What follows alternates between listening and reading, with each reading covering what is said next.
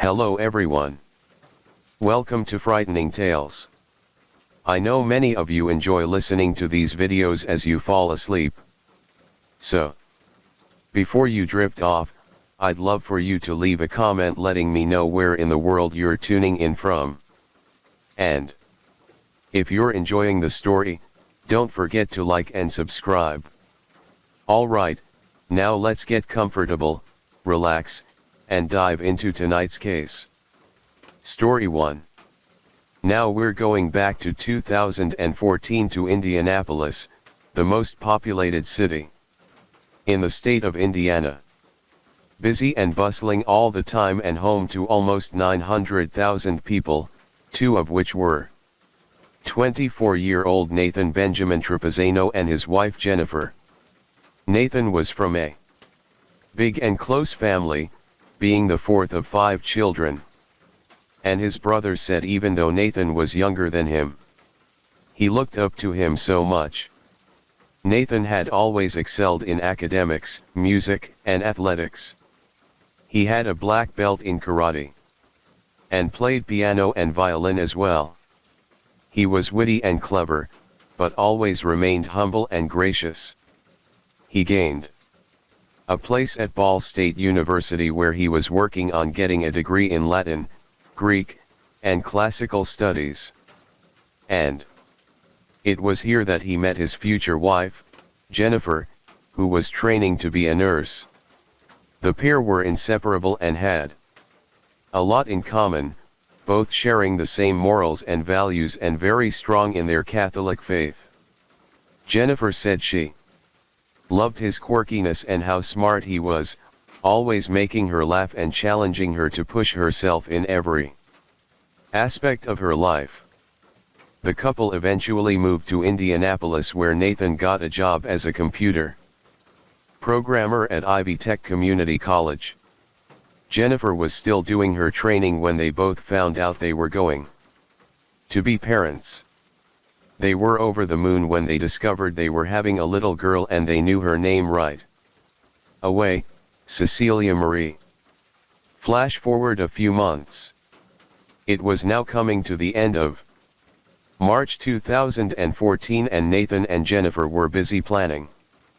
They had a lot of exciting and special days coming up.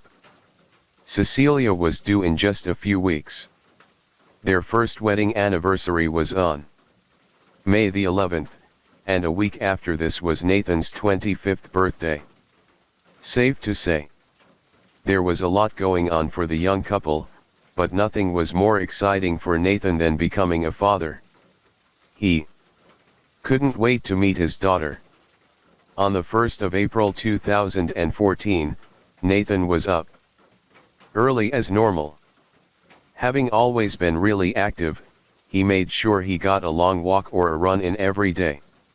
He normally worked out in the evenings, but he had recently decided to change up his routine so he could be at home with Jennifer more after he finished work and before bed.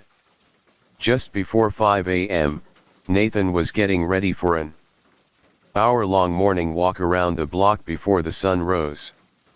Nothing out of the ordinary, just the routes he always took. Past the shops he normally walked by on the roads he knew very well. He grabbed his old MP3 player, his headphones, and his rosary beads, and quietly left Jennifer asleep. At 5:50 a.m., a resident just a short walk away heard a loud popping sound. She looked out of her window to see Nathan collapsing to the ground and shouting for help. She called 911 and ran outside. She said as she got to Nathan, she could see he was only wearing his joggers. He had no shoes and no shirt on. They were just scattered around on the ground. She could see a small bullet wound in his stomach, but noticed there wasn't much blood at this point. Nathan was clearly in shock, but was still conscious and seemed to be fairly alert. However, 5 minutes later, as the ambulance and police arrived on the streets, Nathan's condition started to rapidly deteriorate. He was no longer able to talk, couldn't tell the officers anything, and was gasping for air. They managed to stabilize him, and he was rushed to hospital and straight into emergency surgery. Just after 7 a.m. Jennifer woke up confused that her husband still wasn't home yet and getting ready for work. His phone was still on the kitchen table, but this wasn't unusual as he made sure not to take anything valuable out with him. She grabbed her coat and started walking the route he normally took, trying to calm herself down, but deep down knowing something was really wrong. Despite the best efforts of the doctors and surgeons, at 7:40 a.m., 24-year-old Nathan Trapano died. Jennifer, who was still out walking, turned a corner and saw the yellow tape everywhere and police flooding the street. She hurried over, telling them her husband had left for a walk and not come home, and this was right in the middle of his route. But all they could tell her was that there had been an incident. At this point, they didn't know who the victim was, as he had no idea on him, so they couldn't give Jennifer any more details. Anxiously, she showed them a picture of Nathan on her phone, asking if this was what he looked like. Officers knew it was the same person and quietly escorted her to one of the police cars to sit her down and tell her the devastating news. Jennifer, just 5 weeks away from her due date, would then learn that the love of her life was gone. One detective said he had his whole life in front of him, never been in trouble before, never been a problem, was minding his own business, doing what anybody in our community should be able to do, and that is to take a morning walk. Near to where he was found were some shell casings which matched a .40 caliber gun. Something officers said was an unusual size and not one they saw a lot. The owner of the tire shop, Jesse, knew Nathan well and saw him walk past every day, giving him a little wave as he did. After being broken into just a couple of months before, fortunately for the police, he had installed security cameras which backed onto the parking lot where Nathan was found. The footage was very grainy and blurry, but it had captured everything. Nathan could be seen power walking down the road, being followed by someone who later broke into a run to keep up with him. Later on in the clip, police noticed a second person turn up, who appeared to be working with the shooter. The second half of the CCTV, for obvious reasons, has only ever been partially released. At one point, it looked as if Nathan was raising his hands as if to show he was complying and would do whatever they wanted him to. But the pair backed him into the parking lot and Nathan was shot. After Nathan was down, they ran away down the main road. What you're going to see here in a second coming from up in this area is the victim. Alright. And then a short time later, you'll see one suspect and then a second suspect. Really want people that are driving down the street at this time. Something, jogs their memory. There comes the suspect. Now running toward the victim. Here comes suspect number 2, who acted as the lookout. Now his hands are out. He's being told something. They'll chat around the side by the street over here, closer to the right side of the screen. And at some point the victim and suspect number 1 will go over to this general area where they'll go off screen. That's where a struggle will occur and the victim is shot. Second suspect is acting as a lookout. Will take off, running while they're struggling northeast towards 16th Street and then north across 16th Street into the neighborhood. Suspect number 1 and the shooter runs off west onto 16th Street. The only witness they had was the woman who had called 911, but by the time she got out there, they were long gone. Things were made even harder when the police started interviewing the residents of the area. They all said that sadly, this was not an uncommon thing to happen. Over the years, their area had gotten so much worse in terms of gun violence, with multiple shootings happening. Someone said there had been a disturbing amount of shootings and murders in the last few months alone. He was going to be a dad. I mean, he was excited and happy, and he was going to be a great dad. Seemed like he was moving faster in life. Like even, 3 of us are older than him, and he was, moving faster than all of us pretty much. I don't know. He's kind of devastated all around, but I know he'll still be around. Not, physically, but, some ways he'll listen to me still when I need him. And I guess that's all I can really ask for. He had his hands up. One theory the police had was that it was some kind of gang initiation. But another potential motive, and one they believed was more likely, was that it was a failed attempt at a robbery. Nathan's family said this made it even more senseless, as he made it a point to never go out walking with any money, cards, or his phone. The footage was sent to experts and was able to be enhanced just enough for them to work out the clothing the shooter had on, but apart from that, there was nothing. Still developing story tonight. A 24-year-old married man and soon-to-be father was gunned down early Tuesday while walking not far from his home. An IMPD has set up this mobile command post near the scene of this crime to track down the men that they believe are responsible for this murder. And tonight, family and friends are trying to deal with this senseless crime. This surveillance video shows what people across the nation now know about 24-year-old Nathan Tropitano. But to think that he was simply a victim of a senseless crime would be wrong, say his family and friends.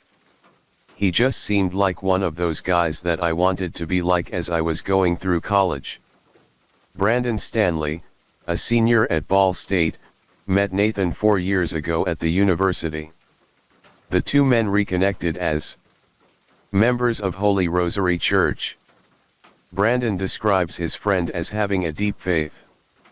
When the shooting happened, he was out praying a morning rosary. So he was out doing his morning routine where he would go jogging or go walking and pray at the same time. And then this happened. Black and white surveillance video of the last moments of his life. And while Nathan Tropitano's life ended tragically, his friends and family say the real tragedy is to let his death define him. A week after Nathan had been killed, police finally made a break in the case. As they started looking into any of the shootings in the area around the same time, it came to light that just 18 hours after Nathan had died, a 16-year-old called Simeon Raheem Adams, who went by the nickname Red, was taken to hospital in a critical condition with a gunshot wound to the neck.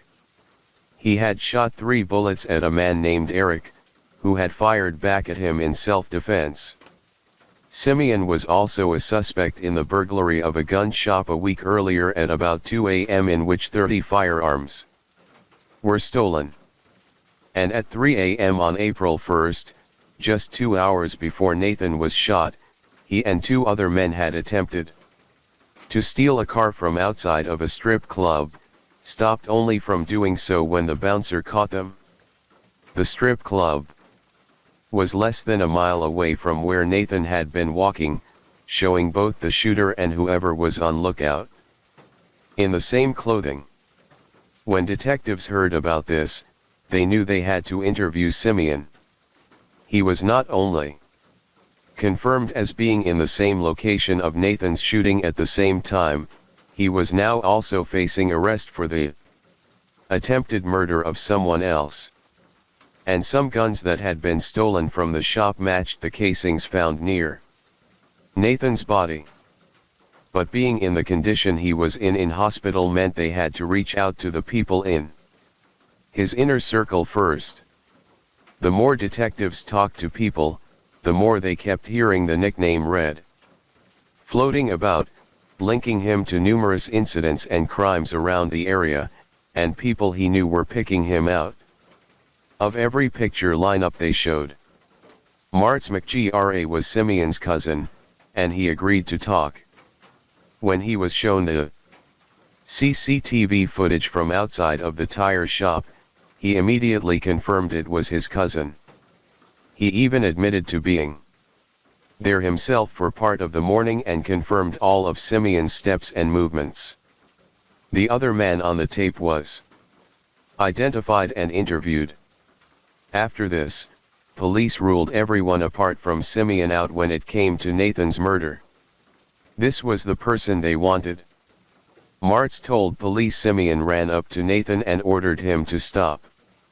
Simeon then made him walk between the tire shop and the strip club.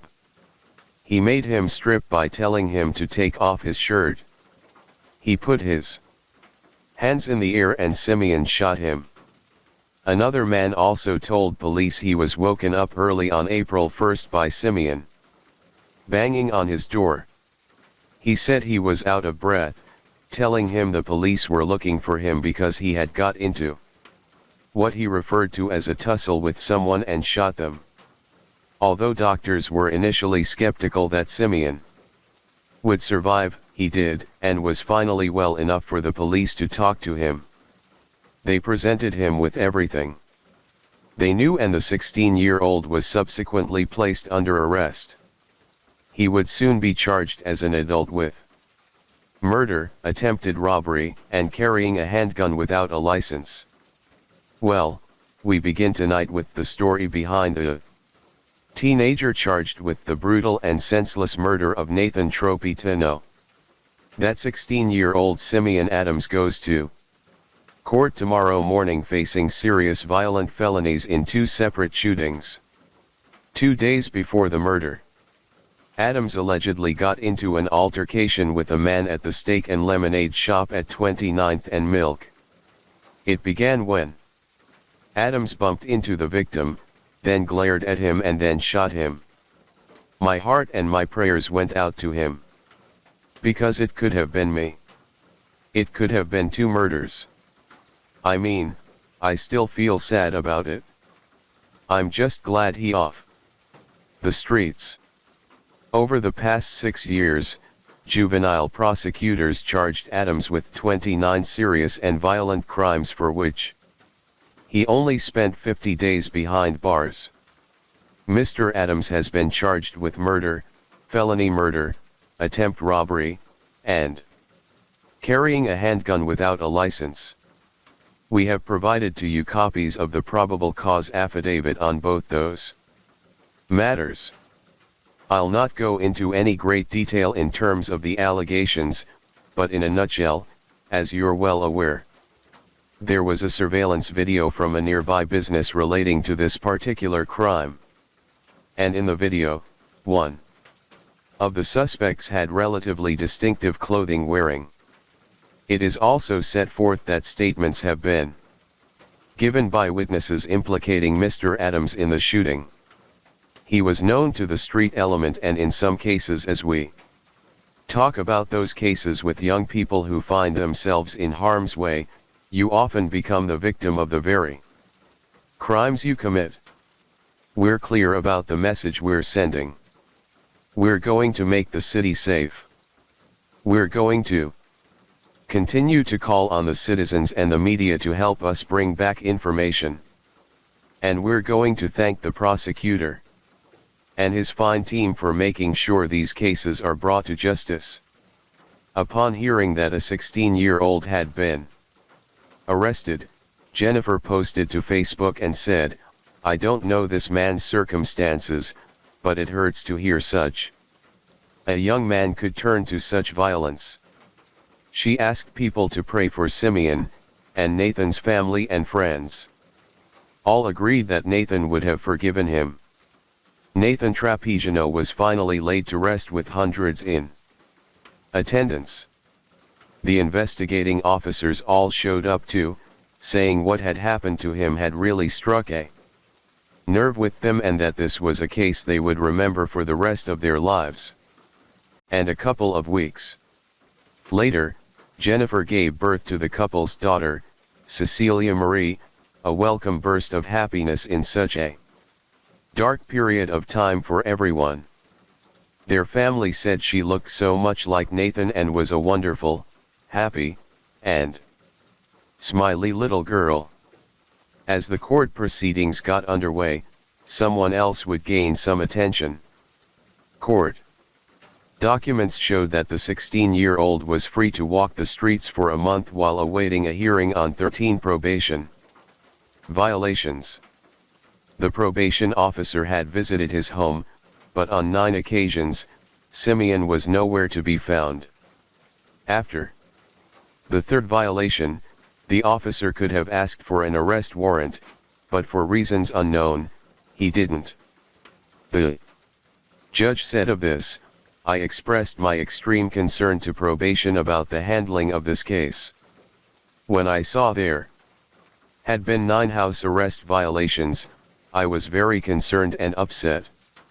The probation officer in question would soon resign." Even though he was now 18, and despite being charged as an adult, because he was 16 at the time of the murder, prosecutors knew it would have been nearly impossible to get a life in prison sentence for Simeon. However, he was facing 45 to 65 years if found guilty by a jury. In the courtroom, a handful of family members showed up today to hear the formal murder and other felony charges against Adams. "I'm a cousin and he is innocent and sentencing guilty." And though police initially identified a second suspect in surveillance video from the murder scene on West 16th Street, second suspect is acting as a lookout. Only Adams faces charges. Prosecutors know who the second person is, another 16-year-old. They've declined to file charges against him. And because they want to use him at the trial of Mr. Adams. Criminal defense attorney and former prosecutor Jack Crawford says even though the second teen was feet away when the murder took place, prosecutors likely have decided to use him as a key witness rather than charge him with a crime. And so clearly, he knows who he's talking about and he was 9 feet away. So if he's telling the truth, mind you, if he's telling the truth, then he's a very important witness for the state. In 2015, just over a year after Nathan had died, Simeon Adams pleaded guilty to murder. Simeon's legal team and friends and family commented on his troubled childhood and adolescence, losing his mother to drowning when he was just 13 months old. His dad being in and out of prison for years. He had run-ins with the police that had started at the age of just 10 years old. His uncle, who had helped raise him, said, "He used to get into trouble, but I didn't think he was capable of this. I used to try to tell him not to hang with the wrong people and to stay on the right path. He listened to me. I would try to keep him in line, and if I told him to do something, he would do it. I would speak to his friends and tell them that if they didn't get themselves together, they would end up dead or in jail. I can't believe he would get involved in something like this." He was frequently shown coming in and out of court laughing. And when it came time for his sentencing, little had changed. The judge addressed him directly, asking him if he appreciated the impact of his actions on the Trapsino family. He bluntly said, "No, ma'am, and nothing else." After this, the teenager who admitted to killing an Indianapolis newlywed father-to-be will spend decades in prison. A Marion County judge sentenced 18-year-old Simeon Adams to 55 years for killing Nathan Trapezzino.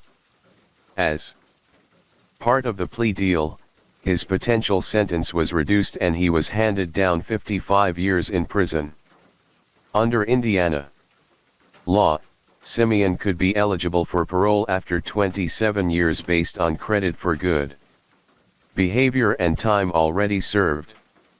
If this happens, he will be 45 years old. He was later given a further 12 years in prison in connection with the shooting of Eric, which put him in hospital in the first place. This 12 years is to be served consecutively. The loss of Nathan had a big impact. Everybody rallied behind Jennifer and a GoFundMe was set up to support her, Cecilia, and his family. It reached over $170,000 in donations. Jennifer showed immense strength and motivation to carry on as she would have. And just a year after she lost Nathan, she finished grad school with honors and is now a physician's assistant. The Nathan Trapezzino Memorial Foundation was also set up and their mission is to offer support and financial relief to children who have lost a parent. They do what they call the Nate Walk, a 5 km walk just American Samoa he loved to do, which doubles as a fundraising event. These walks are held once a year in Indiana, in Indianapolis and Pennsylvania, and people can also participate virtually. Ivy Tech Community College, where Nathan worked, said it would grant a full 2-year scholarship to Cecilia if she ever wanted it. This is Miss Celia Marie Trapezzino. She's about to turn 1. It's completely changed my world. I mean, April 1st did in one way and having a daughter did in another.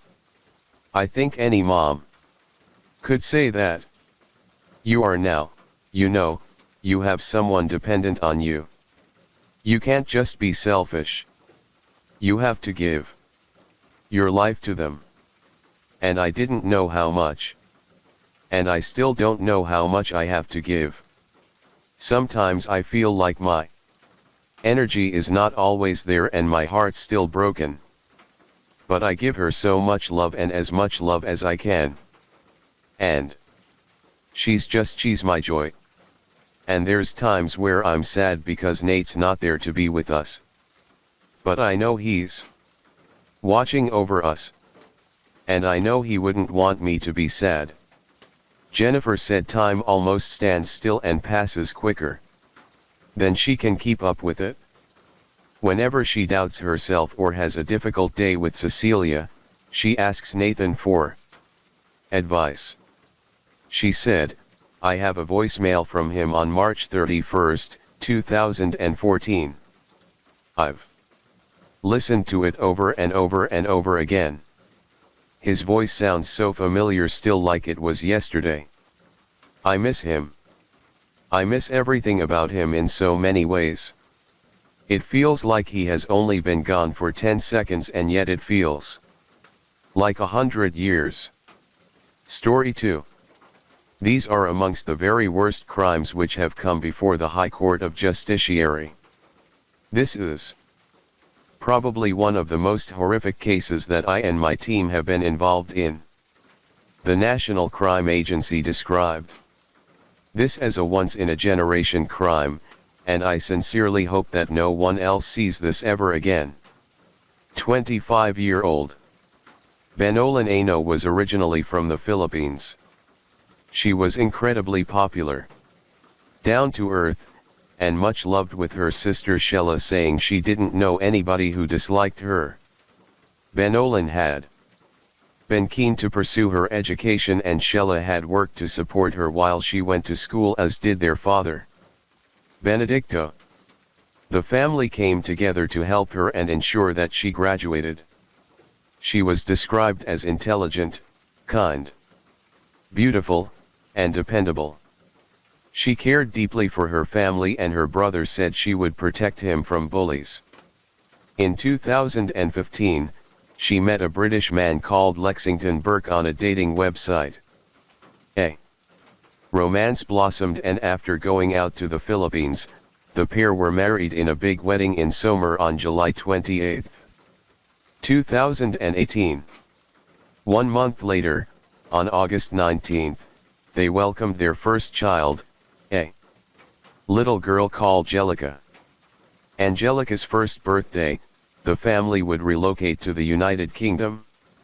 It was the first time Benolan had left the Philippines, and she was hopeful that there would be a bright future ahead of her in the UK. She worked hard in the UK and sent money back to her family in the Philippines to support them.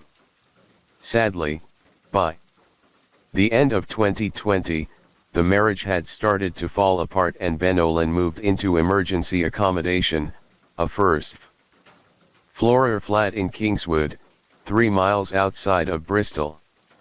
She made friends in her sheltered accommodation, like the Mums and Bath group, who helped her by giving her food and other goods. Members of the group would visit her, as would her friends in Bristol, with people keen to show and give her as much support and love as possible. Even though their marriage had broken down, the couple had agreed to custody arrangements for Angelica. Towards the end of February 2021, Lexington had made several attempts to contact Benolan, but he got no response. She wasn't replying to his text messages or answering his calls. He had posted a note through her letterbox, but this too had gone unanswered. The social work department had also contacted him to see if he had heard from her, as they had been unable to reach her and she had missed an appointment. This was totally out of character, and as he reached a point of extreme concern, he contacted the police, and Benolan, Angelica, and another child, who was 7 years old, were reported missing on the 1st of March.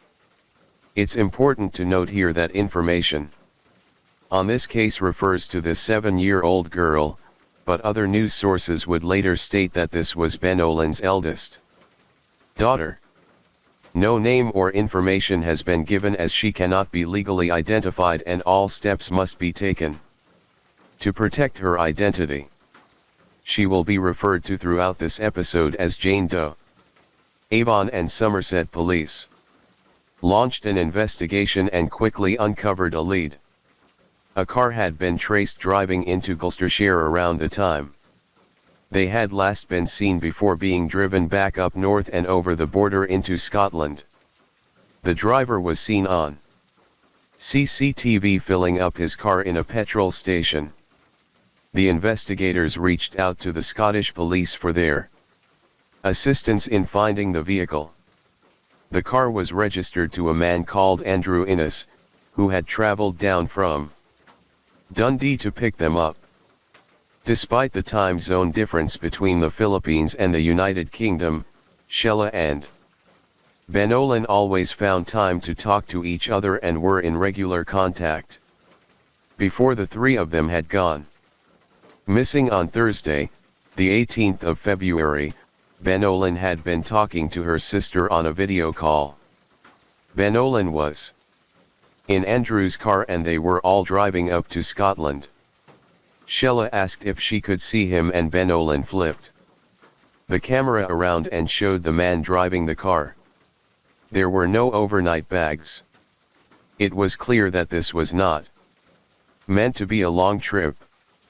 A couple of days after she had arrived in Scotland, Sheila had become concerned as Benolan was no longer replying to her messages. On Saturday the 20th of February, she sent Andrew 2 messages knowing that Benolan was with him. "Hi. "Hello, sir. What happened to my sister?" The following day, she received a reply. "It's a little bit long story, but don't worry, she's perfectly fine." Shella messaged back. "What happened to my sister, sir? Please tell me." Andrew responded. "I met her on a dating website. And we chatted for a long time. Then I went down to visit her." "Where is she now?" Shella asked. "She's in Glasgow. She didn't tell me her whole story before. I only found out last weekend. I thought she was divorced already, but it seemed she wasn't 100% honest with me about that. He said he had dropped them at a cafe in Glasgow with another man she had met online, someone that he didn't know. He said that Ben Olin had wanted to hide away at his property as Lexington wanted custody of Jellica and wanted Ben Olin thrown out of the country. He told Shella that Ben Olin was safe and that he had advised her to discard her phone if she wanted to get away from the authorities. Shella begged to speak with Ben Olin. He replied, "I expect she will get in touch with you once she gets settled down." Several more messages went back and forth. Shella said, "Sir, can you tell me my sister is alive?" Andrew replied, "Scotland is a very peaceful country. We don't have much crime at all. Please try not to worry. I'm sure your sister is perfectly safe." 4 days later, Shella had reached out to him again. He told her that the other gentleman from the cafe had messaged him to say they were settling into their new routine very well, adding she's happy to have found someone nice and desperately relieved that her baby won't be taken away from her. Andrew said he wished to draw a line under this and said that he would wipe his technology not just to protect myself but also to protect her so the police can't find her if they search my house. Shella had asked him to send a video of Ben Olin to prove that she was safe and he sent her one. She said, "I hope we can chat again, sir." He messaged back, "Maybe one day we can once the dust has all settled." The video he had sent of her to Shella was an old one. At 3:20 p.m. on the 5th of March, police officers were dispatched to 21 Troon Avenue. This was the address the car had been registered to, home to 50-year-old Andrew Innes. The car was parked outside and there was also a skip containing various items, including mattresses and debris.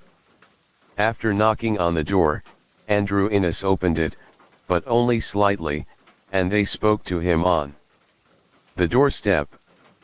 He refused to allow the officers into his house, saying that he was self-isolating and his daughter had just come out of the bath and needed to put some clothes on. The officers saw Jane Doe, who was fully clothed inside the house through a crack in the door. They had a bad feeling and knew something was wrong. They insisted he let them inside. Upon entering the house, they described it as being in a state of disarray. It was seemingly under renovation. Kitchen utensils were on the stairs and the cooker and units in the kitchen had all been removed. In the living room was Jane Doe, who was watching cartoons. One of the officers spoke to her. She confirmed that Andrew was not her father and they were of no relation to each other. When questioned, Andrew Innes said he had driven Benny, Lynn and Jellica to Glasgow and left them at a cafe with a man he didn't know. He said he hadn't seen them since. They didn't believe the story he was telling and they knew they needed to dig deeper for the truth. What came out of his mouth next would leave the officers stunned. "I killed her. She's under the floor." We got into a fight and I killed her. But where was Jessica? Under the floor with her mom. I couldn't look after a child. The child was screaming. He said. Upon this shocking confession, Andrew Innes was arrested and taken into custody. Jane Doe was also taken away to safety. The following day, on the 6th of March, he was charged with the murder of Benny Lynn Angelica, and the police now needed to find their bodies. When news of the appalling crime began to break and spread, the local residents left flowers and toys in tribute to Benny Lynn Angelica outside of Trun Avenue. As the hunt for the bodies continued, the police began to piece together the chain of events. Benny Lynn had been using a dating website called Filipino Cupid as she was seeking companionship. It was here that she met 50-year-old Andrew Innes. The messages had initially just been general chit-chat and had then moved into video calls. He started to steer the conversation in a different direction. He asked her to send a photograph of herself that was sexual in nature, but she refused. He offered her a job as a community relations manager and money to work for him. He would also give her somewhere to stay, to which she replied, "If you want to employ me, I can do this in Bristol." On the 12th of February, the pair had agreed to meet up. After they had arranged the meeting, Andrew Innes had made several internet searches for the murder rates in Scotland, as well as what his chloroform used for and underfloor storage. In spite of the strict travel restrictions that were in place due to COVID-19, he had travelled down from Dundee to England to meet her in Kingswood, a distance of more than 400 miles. She had taken pity on him sleeping in his car as he couldn't get into a hotel and he wasn't allowed to stay in her accommodation. She had wanted to see Scotland and the beauty it had to offer. So she agreed to go with him and stay at his for the weekend. Various photographs were taken of Benny Lynn Angelica and Dundee as they saw the sights and explored the city, as well as photographs of Andrew Innes. On the 23rd of February, he was seen purchasing gravel and DIY tools. And the next day, a skip turned up at the house. The task in front of the officers was massive. They called upon the assistance of forensics teams alongside anthropologists, archaeologists, and geologists to ascertain if what he was saying had actually been true. It would take 2 weeks for the police to excavate the house. But they would come to discover that Andrew Innes had not been lying. Buried roughly 3 feet down, the bodies of Angelica and Benny Lynn were found on March 19. Back in the Philippines, Shell received a call. It was from Benny Lynn's arranged husband, Lexington. She could not believe what she was hearing, and she was tasked with giving the news to her parents, who were living in a different part of the country.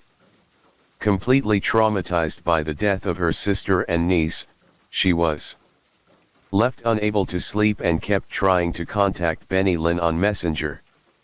Benny Lynn's devastated brother posted to social media.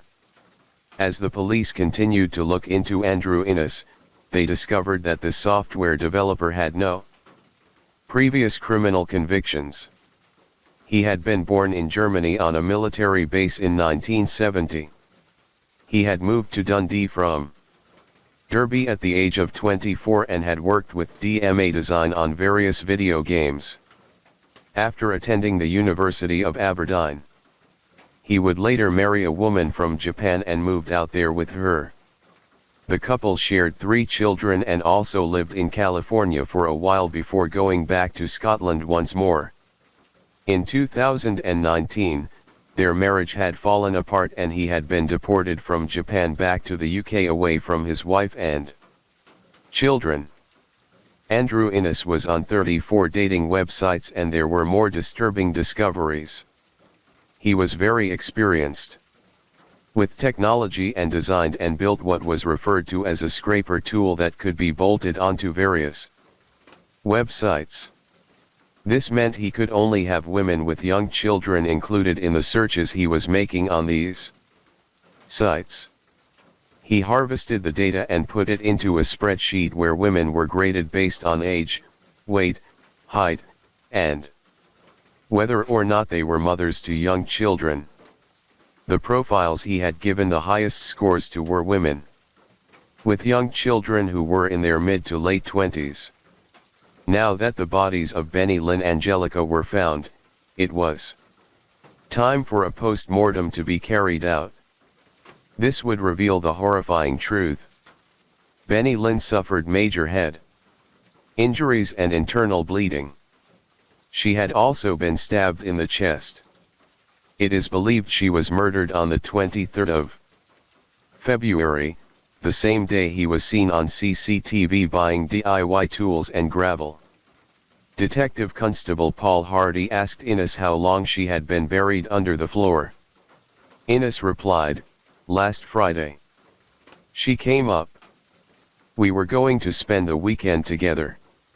I saw she had been chatting to about 50 men on the phone. It was either Monday or Tuesday. It took me a while to get through the concrete." He was adamant it hadn't been planned, though. He said there was a fight and she came at me and I fought back and now she's dead. There was no premeditation. She came at me with a sushi knife. But CCTV would blow the story apart as he was shown in a B&Q hardware store on King's Cross Road in Dundee where he purchased the hammer that he would use to bludgeon her to death. He said that he had killed her in self-defense, fearing for his life. But his story would later change, saying he had suffered an auditory hallucination. It is believed that this is how Benny Lynn's death had actually occurred. As she stood in the kitchen making food, he attacked her, bludgeoning her repeatedly in the head with the hammer. He then went to his office to get a long blade knife that Innes had described as a samurai sword before heading back into the kitchen and stabbing her with it. He had also bludgeoned her with the handle of the blade and again with the hammer. All of this had happened in front of 7-year-old Jane Doe. He proceeded to wrap up her dead body in a rubble sack, tarpaulin, and a blanket before putting her under the kitchen floor. Following the murder of Benny Lynn, over the next 2 to 3 days, he had kept Angelica alive and sexually abused her. He would then murder her by applying pressure to her neck and mouth. He wrapped up her naked body in rubble sacks and put her with her mother under the kitchen floor. He said that she had wanted her mother and it seemed logical to me to put her with her mom. His DNA was also found on her body and DNA belonging to both Angelica and Innes was found on a condom in a bin at the house. Following the murders, he had told Jane Doe that Benny Lynn and Angelica were in hospital and that was why they weren't there. Officers who interviewed him said he was wallowing in self-pity and showed no remorse for his dreadful crimes. The investigators spoke to Jane Doe. She explained that Andrew Innes had what she called a heavy hammer and that he had put it in Benny Lynn's head. She said, "I tried to call the police. I couldn't speak." She said they had been playing a game of hide and seek when Angelica was murdered by Innes. She said, "I don't know where.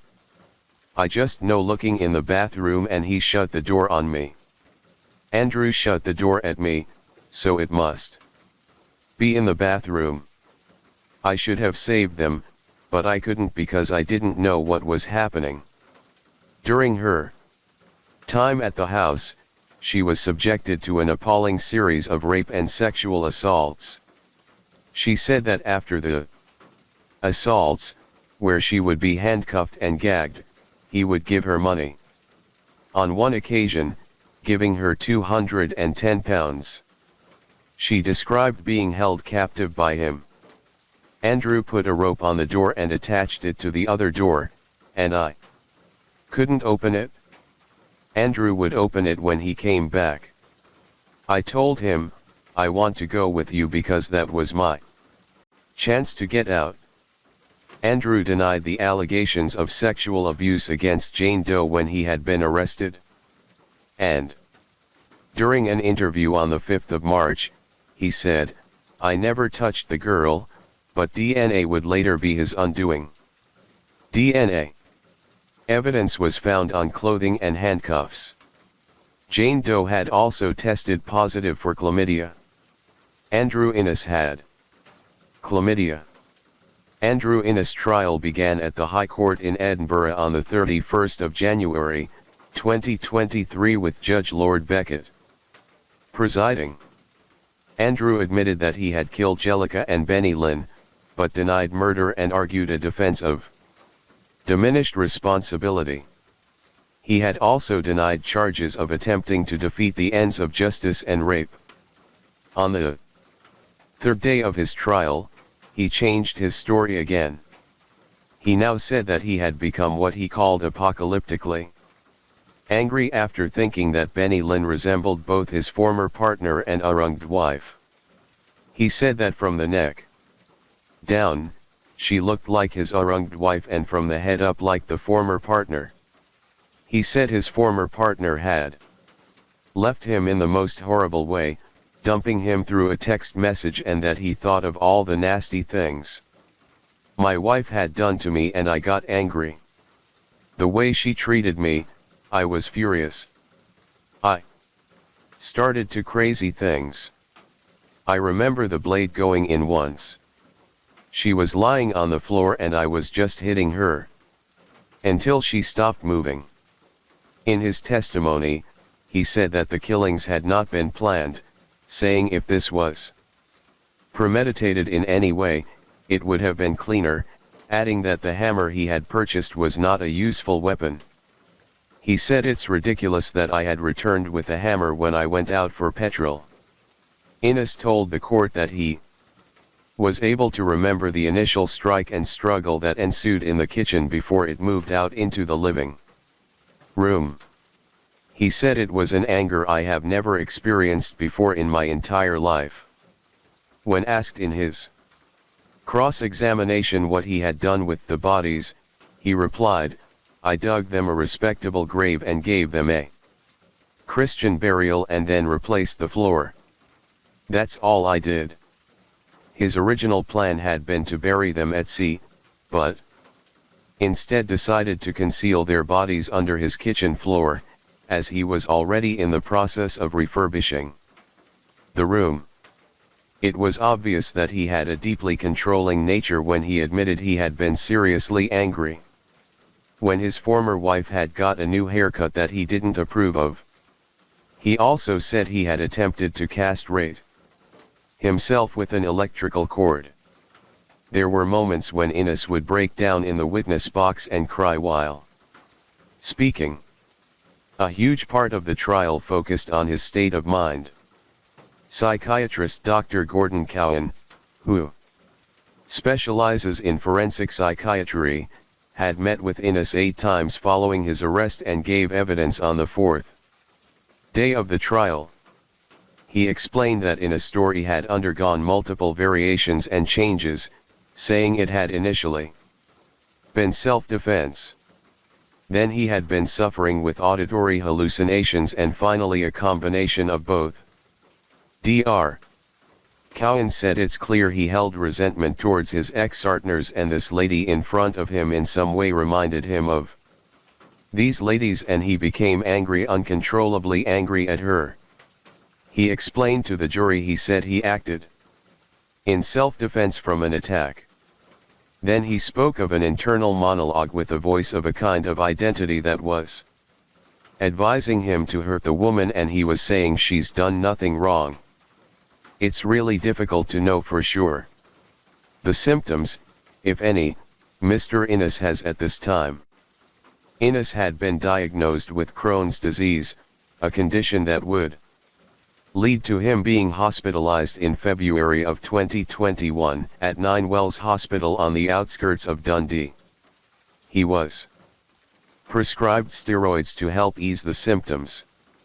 Defense lawyer Brian McConnell asked Dr. Cowan if Innes could have been experiencing psychosis induced by steroid use, as Innes had said he was insane as a result of the steroids. He had been prescribed to take 40 milligrams a day, but the court heard he had taken an increased dose in days before the murders. The fact that he had purchased the hammer from B&Q did not add up to this theory of psychosis. Dr. Cowan said that if someone was going through psychosis to the extent that they were going to commit murder, they would not be going about their day as usual with people not noticing. There's logic in his thought process, so I don't necessarily think it's indicative of somebody who is psychotic, he said. He emphasized that while it is a rare side effect of the medication, within the previous 12 months, no patient from NHS side had experienced an episode of psychosis resulting from steroids, and the majority of his colleagues had never seen it over the course of their entire careers. Dr. Cowan met Innes in September 2021 in prison, and Innes had spoken to members of his family and become aware of steroid-induced psychosis. This was the first time he had become aware of this phenomenon and thought it perhaps fit with what happened to him, Dr. Cowan explained. Several of the professionals did consider that he had a diagnosis of autism spectrum disorder, but the judge later said that this neither predisposed him to violence nor that it gave any reduction on his culpability. One of the most heartbreaking moments of the trial came when the pre-recorded interview with Jane Doe was played. Andrew killed Jellica when we were playing Heidi and Seek, she said. She added that she didn't know what was happening. She also described the horrific sexual violence that she had been subjected to. The nature of the evidence was so distressing. Members of the jury were offered counseling to cope with what they had seen and listened to. On the charges relating to Jane Doe, Innes accused her of lying, saying that some parts of her story didn't add up. He argued he would not have used a sock to cover her mouth as she had said, as there were hundreds of other items more suitable. If I wanted to gag that child, I would have used an actual gag, he said. Innes told the jury that had the police officers arrived at his home just 24 hours later, they could have found her murdered body alongside Benny Lynn and Jellica. After 5 days, the prosecution and defense rested their cases. Following the evidence that had been presented, Judge Lord Beckett gave instructions to the jury to find him guilty on both counts of murder. After just 2.5 hours of discussions, they returned their verdict. Andrew Innes was found guilty. Alongside his convictions of murder, he was also convicted of rape and sexual abuse. Andrew Innes was sentenced to life in prison with a minimum term of 36 years that he must serve before he can even be considered for parole.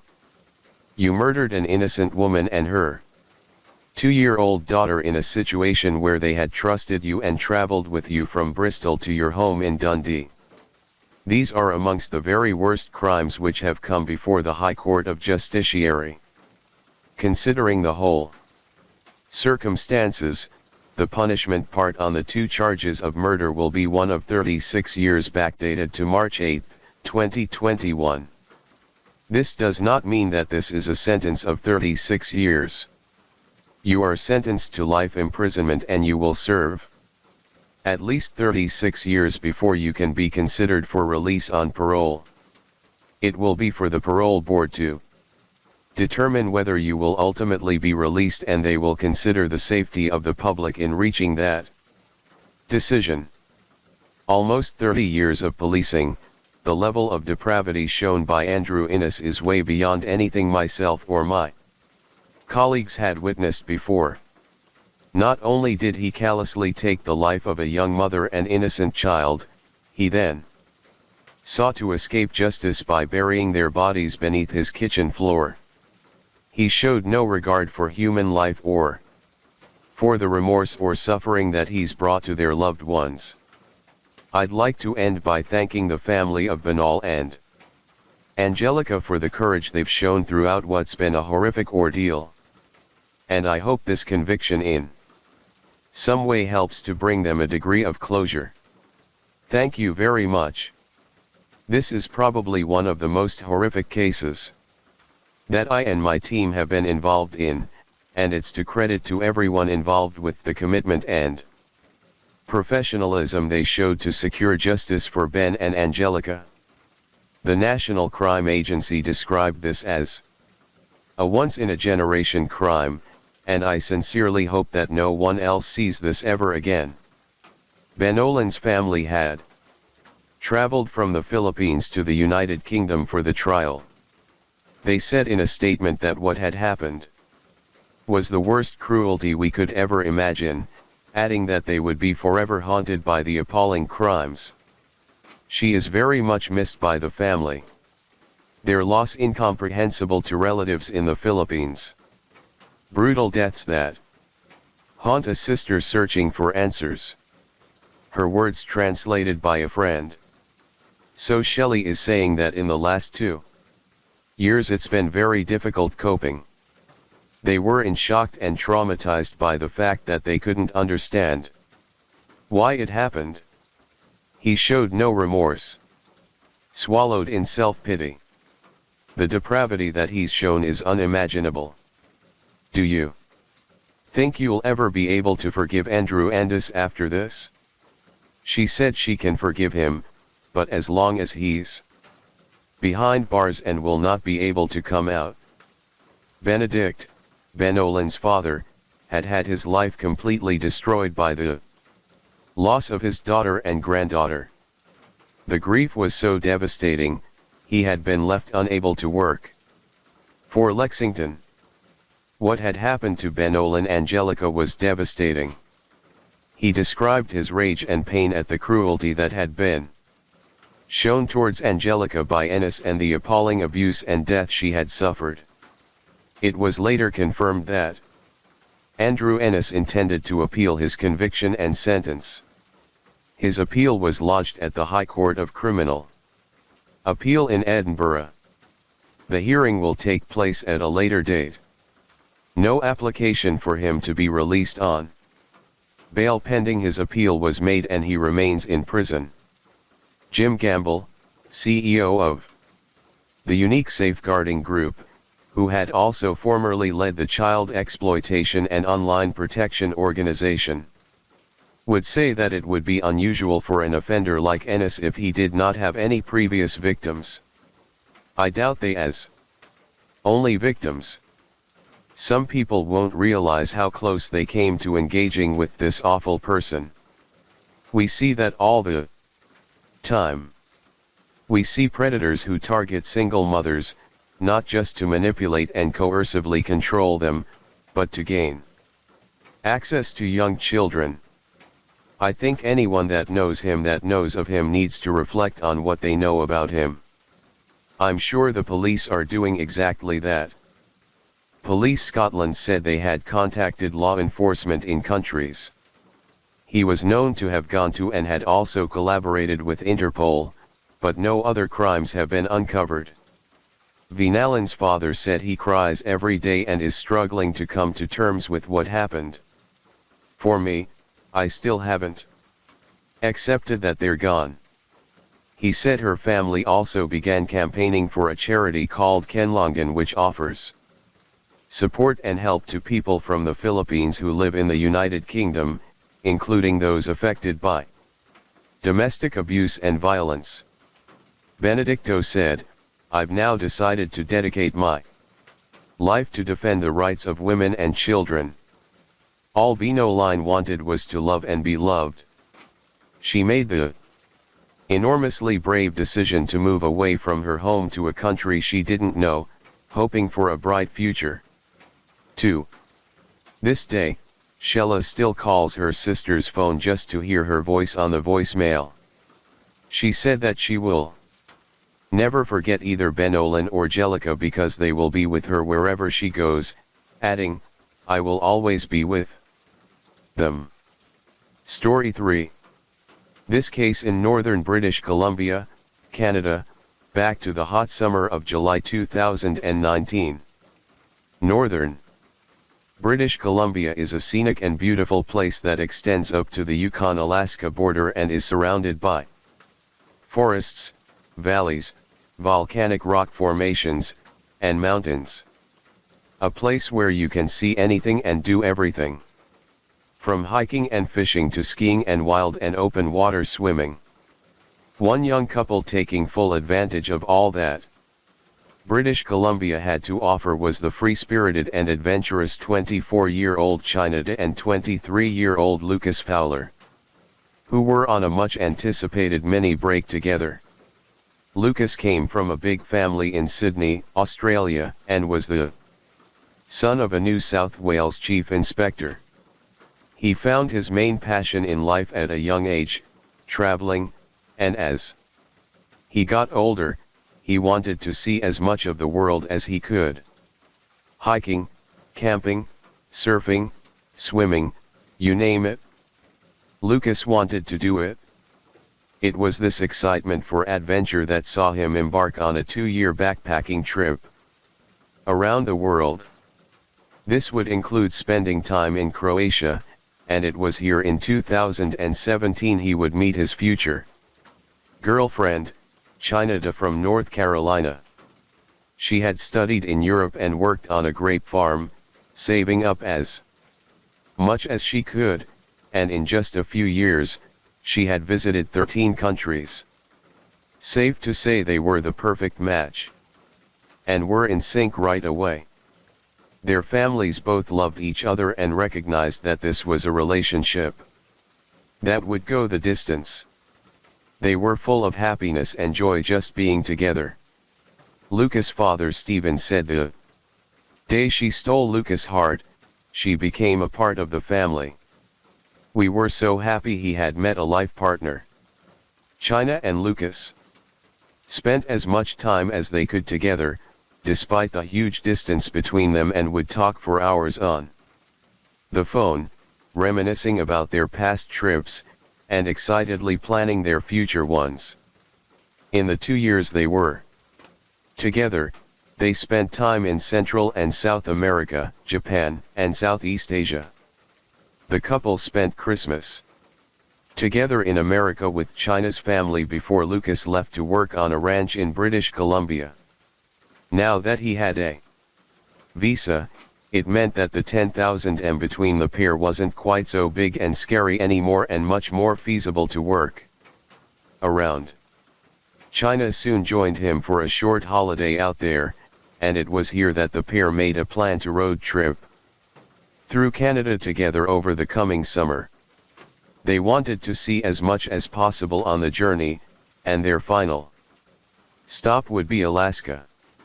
Lucas spent time doing up his 1986 blue Chevrolet minivan in preparation, and he and China couldn't wait for the break, doing what they loved most together. On the evening of July 13th, with the trip now several days and away, the couple pulled into a gas station in Fort Nelson, British Columbia. CCTV showed them embracing, content, and without a care in the world. Before filling up their van and cleaning some of the windows, they paid and drove off. China, who had been texting her mother, Sheila, quite regularly, sent a message saying, "We won't have Wi-Fi for a while, so don't worry, Mom, and I love you." The following day, however, about 200 m away, they hit a bump in the road. Their van broke down along the Alaska Highway known as Highway 97 near a popular tourist area, Liard River Hot Springs. A fellow tourist named Charles noticed the broken down van, and stopped to help. But Lucas was happy and chatty, and assured him it was all under control. He said they would carry on trying to fix it, but if they had no luck, they would call a tow truck in the morning when they could get some phone service. Charles told them he was going to be camping about 3 miles away and would come back in the morning to check on them. He left them sitting on the side of the road, eating some food and happily embracing the situation that would likely stress most people out. At about 11:30 that night, with the couple still stranded and working on the vehicle, a road maintenance worker drove past. She saw a man with a beard talking to China and Lucas and described him as seeming frustrated, and the conversation appeared heated. She didn't stop, but she said something about seeing that encounter gave her a bad feeling. If you just get a bad feeling, and that's what I had, you just don't stop, she later said.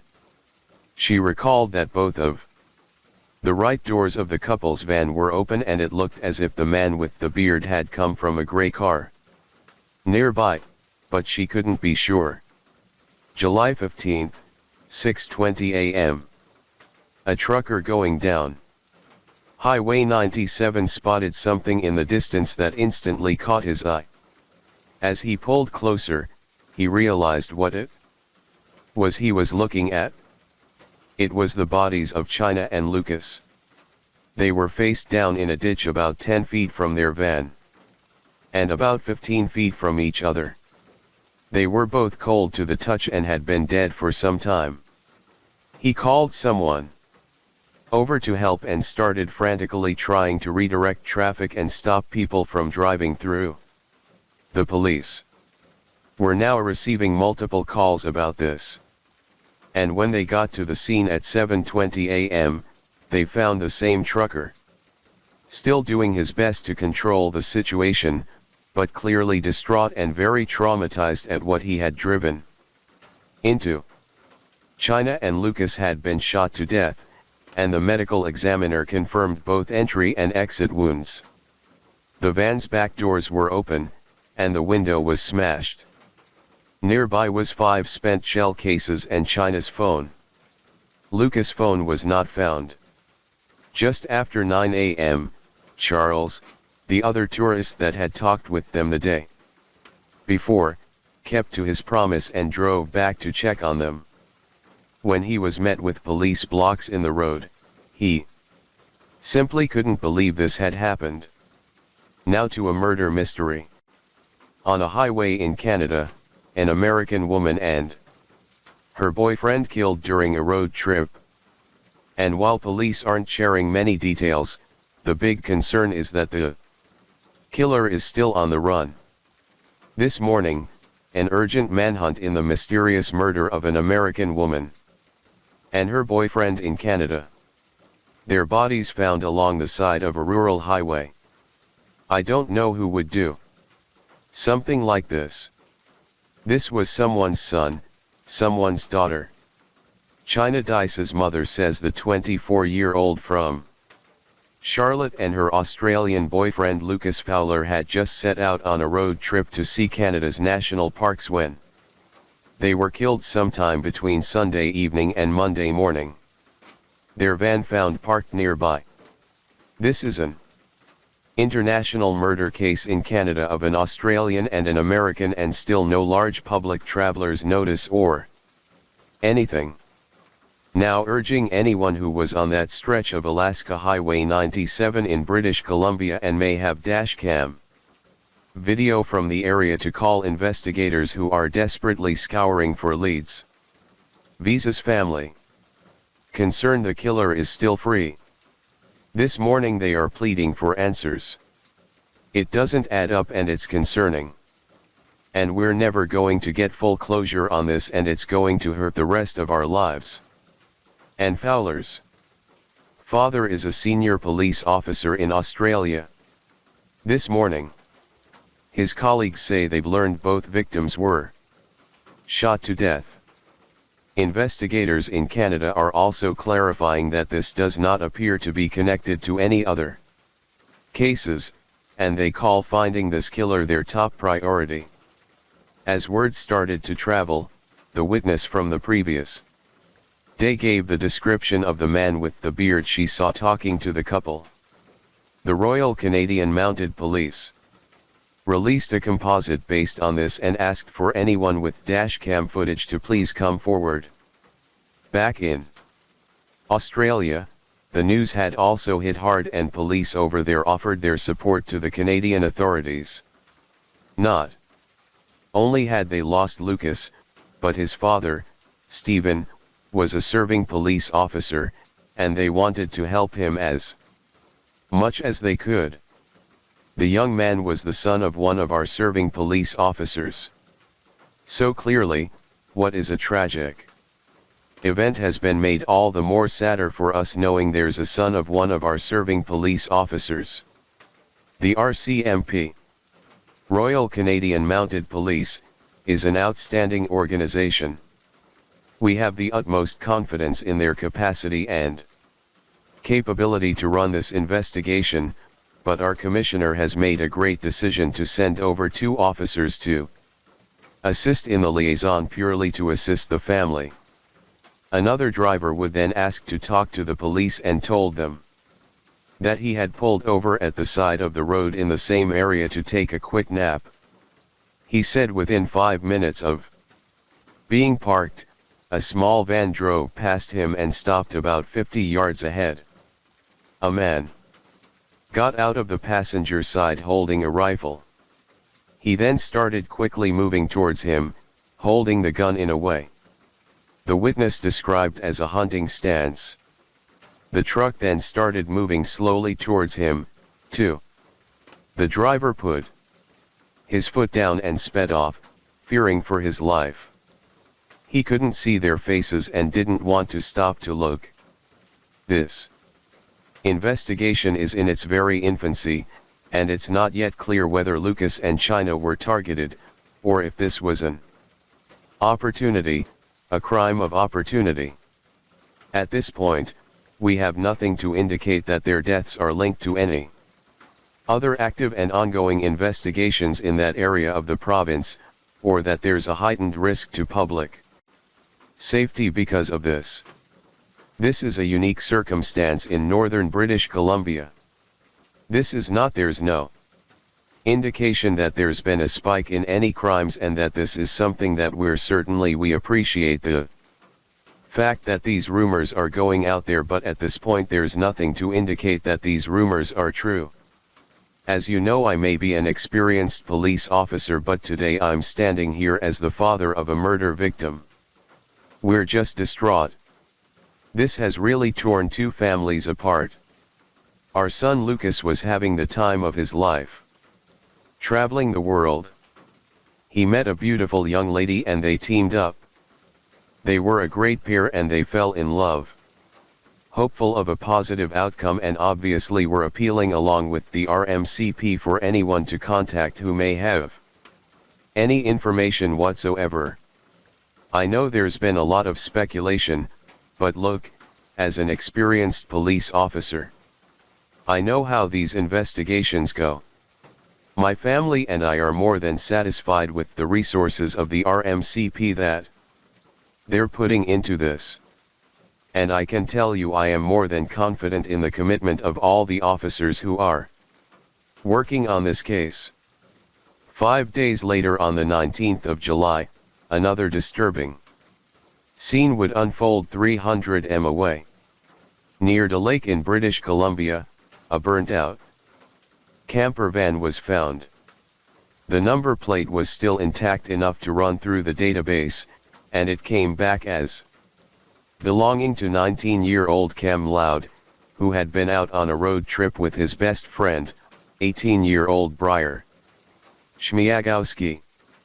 Cam and Briar were both from Vancouver, Ireland, and were colleagues at a Walmart They had both recently quit, deciding to go to Yukon for work.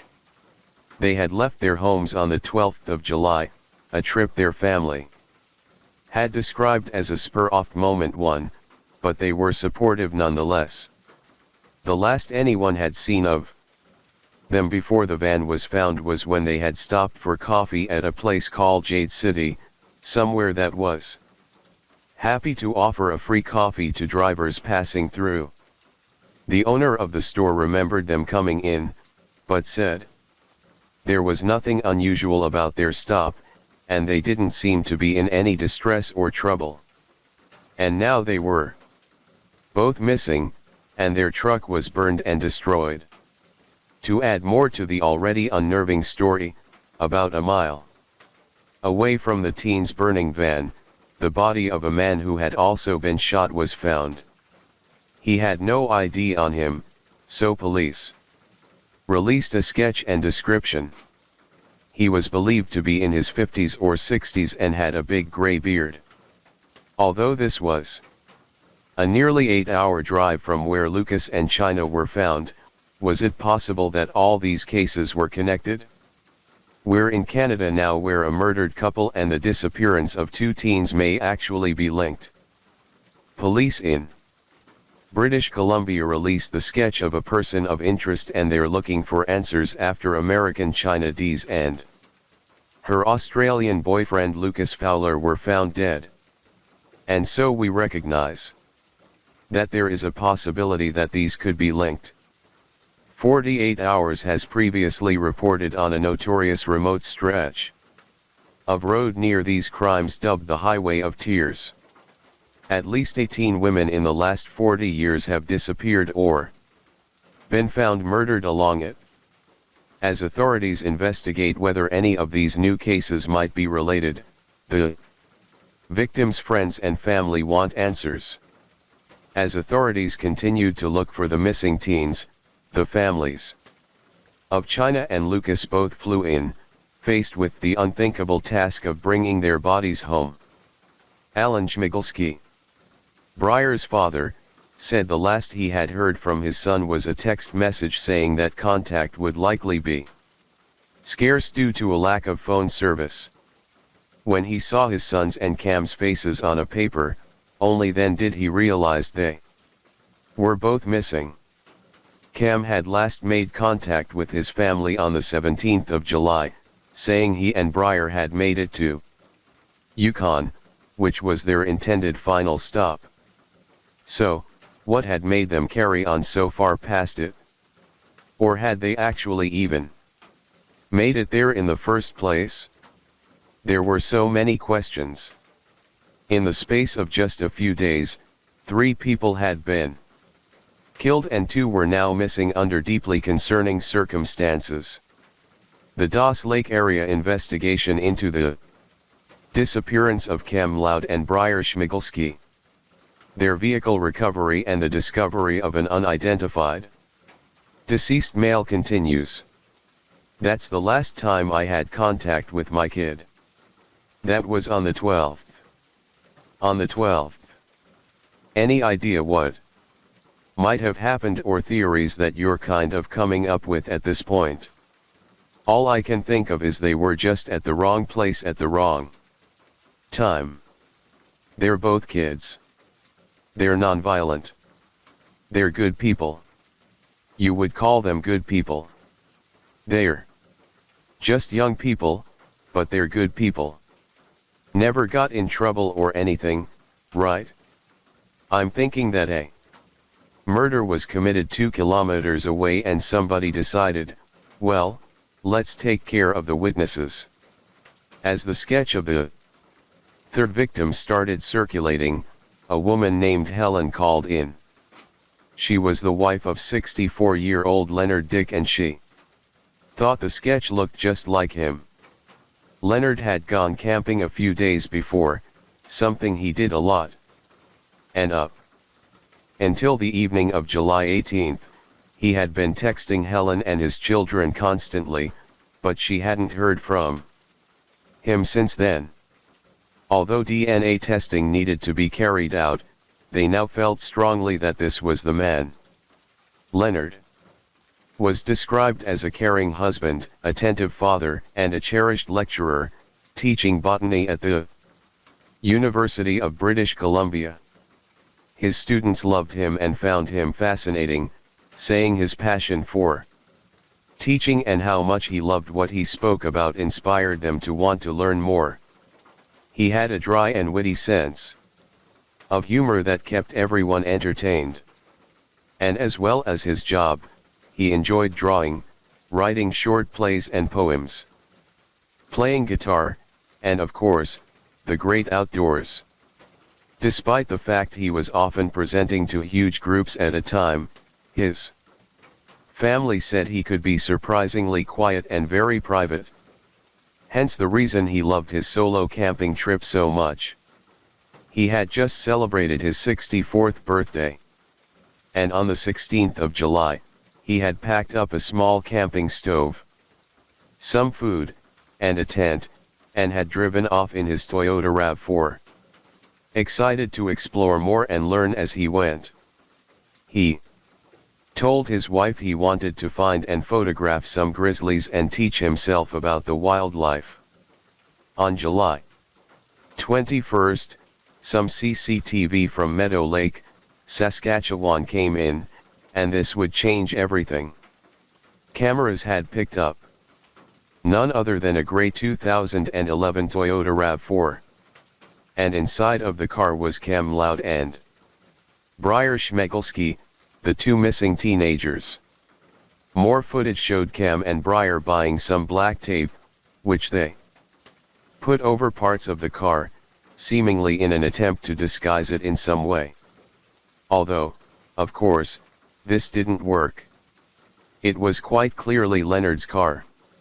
A few days later, with it now safe to do so, a proper search of the burnout camper van was carried out. Officers found rounds of ammunition that matched what was found at both crime scenes. Just after this, the Royal Canadian Mounted Police issued a bombshell statement that the public had not been expecting. Today, I'm here to request public assistance in locating suspects in connection to the Northern British Columbia investigations. Cam and Briar are no longer considered missing. The RCMP are now considering Cam Loud and Briar Schmegelski as suspects in the DeLake suspicious death and the double homicide of Lucas Fowler and Chinada. We're asking for the public. If you spot Briar or Cam, consider them dangerous. Do not approach. Take no action and call immediately 911. The two teens that everyone was out looking for, praying to find them safe and well, were actually the suspected killers of China, Lucas, and Leonard. Cam had a possession and acquisition license, and before they had left Vancouver, Ireland, they had purchased an SKS semi-automatic rifle and 20 rounds of ammunition. It turned out that just before the press release announcing that the pair were now wanted, Cam and Briar had actually been stopped by First Nations safety officers doing a routine alcohol check in Split Lake, Manitoba. With no alcohol found on them, they were let go and sent on their way. The safety officers had no idea the announcement that was to come, and by the skin of their teeth, the teens had narrowly evaded being caught and detained. Where they were now was anyone's guess. A day later, on July 23rd, a local man called Billy Beardy and his wife Tamara actually located the gray Toyota near Fox Lake Creation, north of a place called Gillam in Manitoba.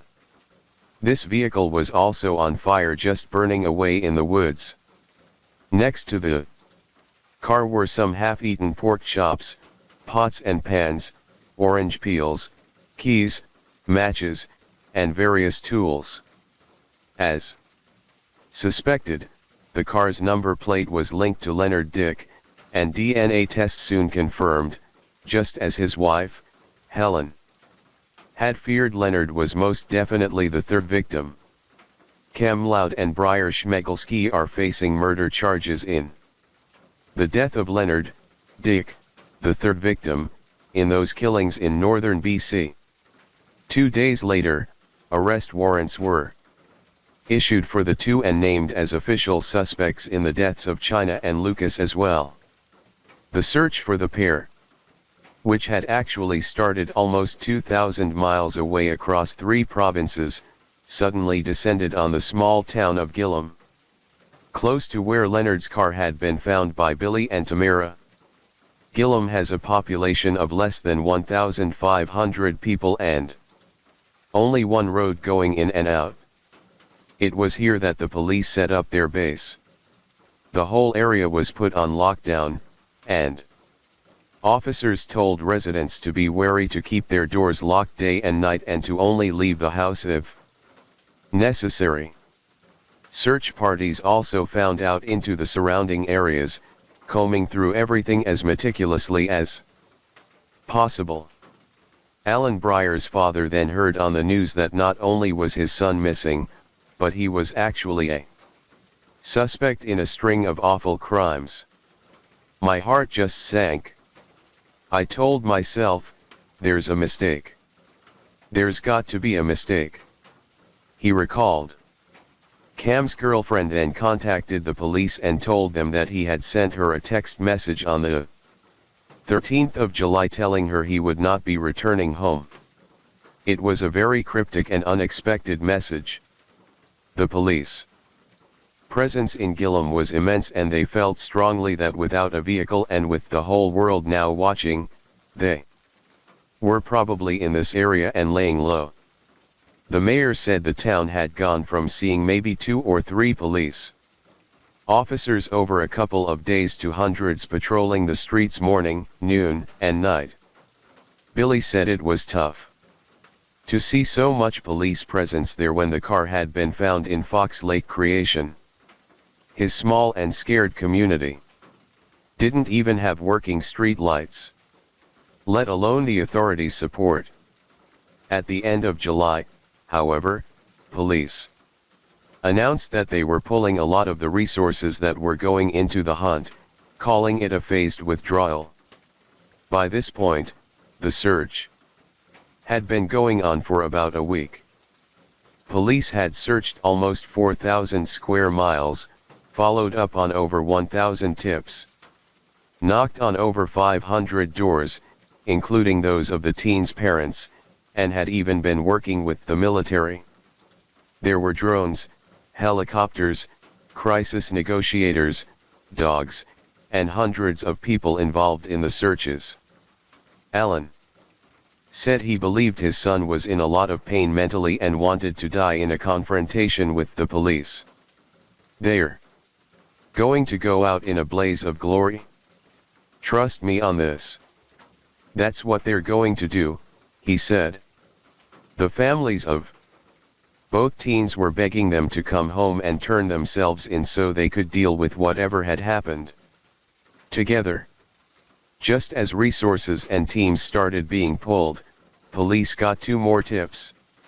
Some members of the Bear Clan Patrol, a First Nations neighborhood watch group, said they had spotted whom they described as 2 tall, slender individuals digging around near a landfill before they ran away into the woods.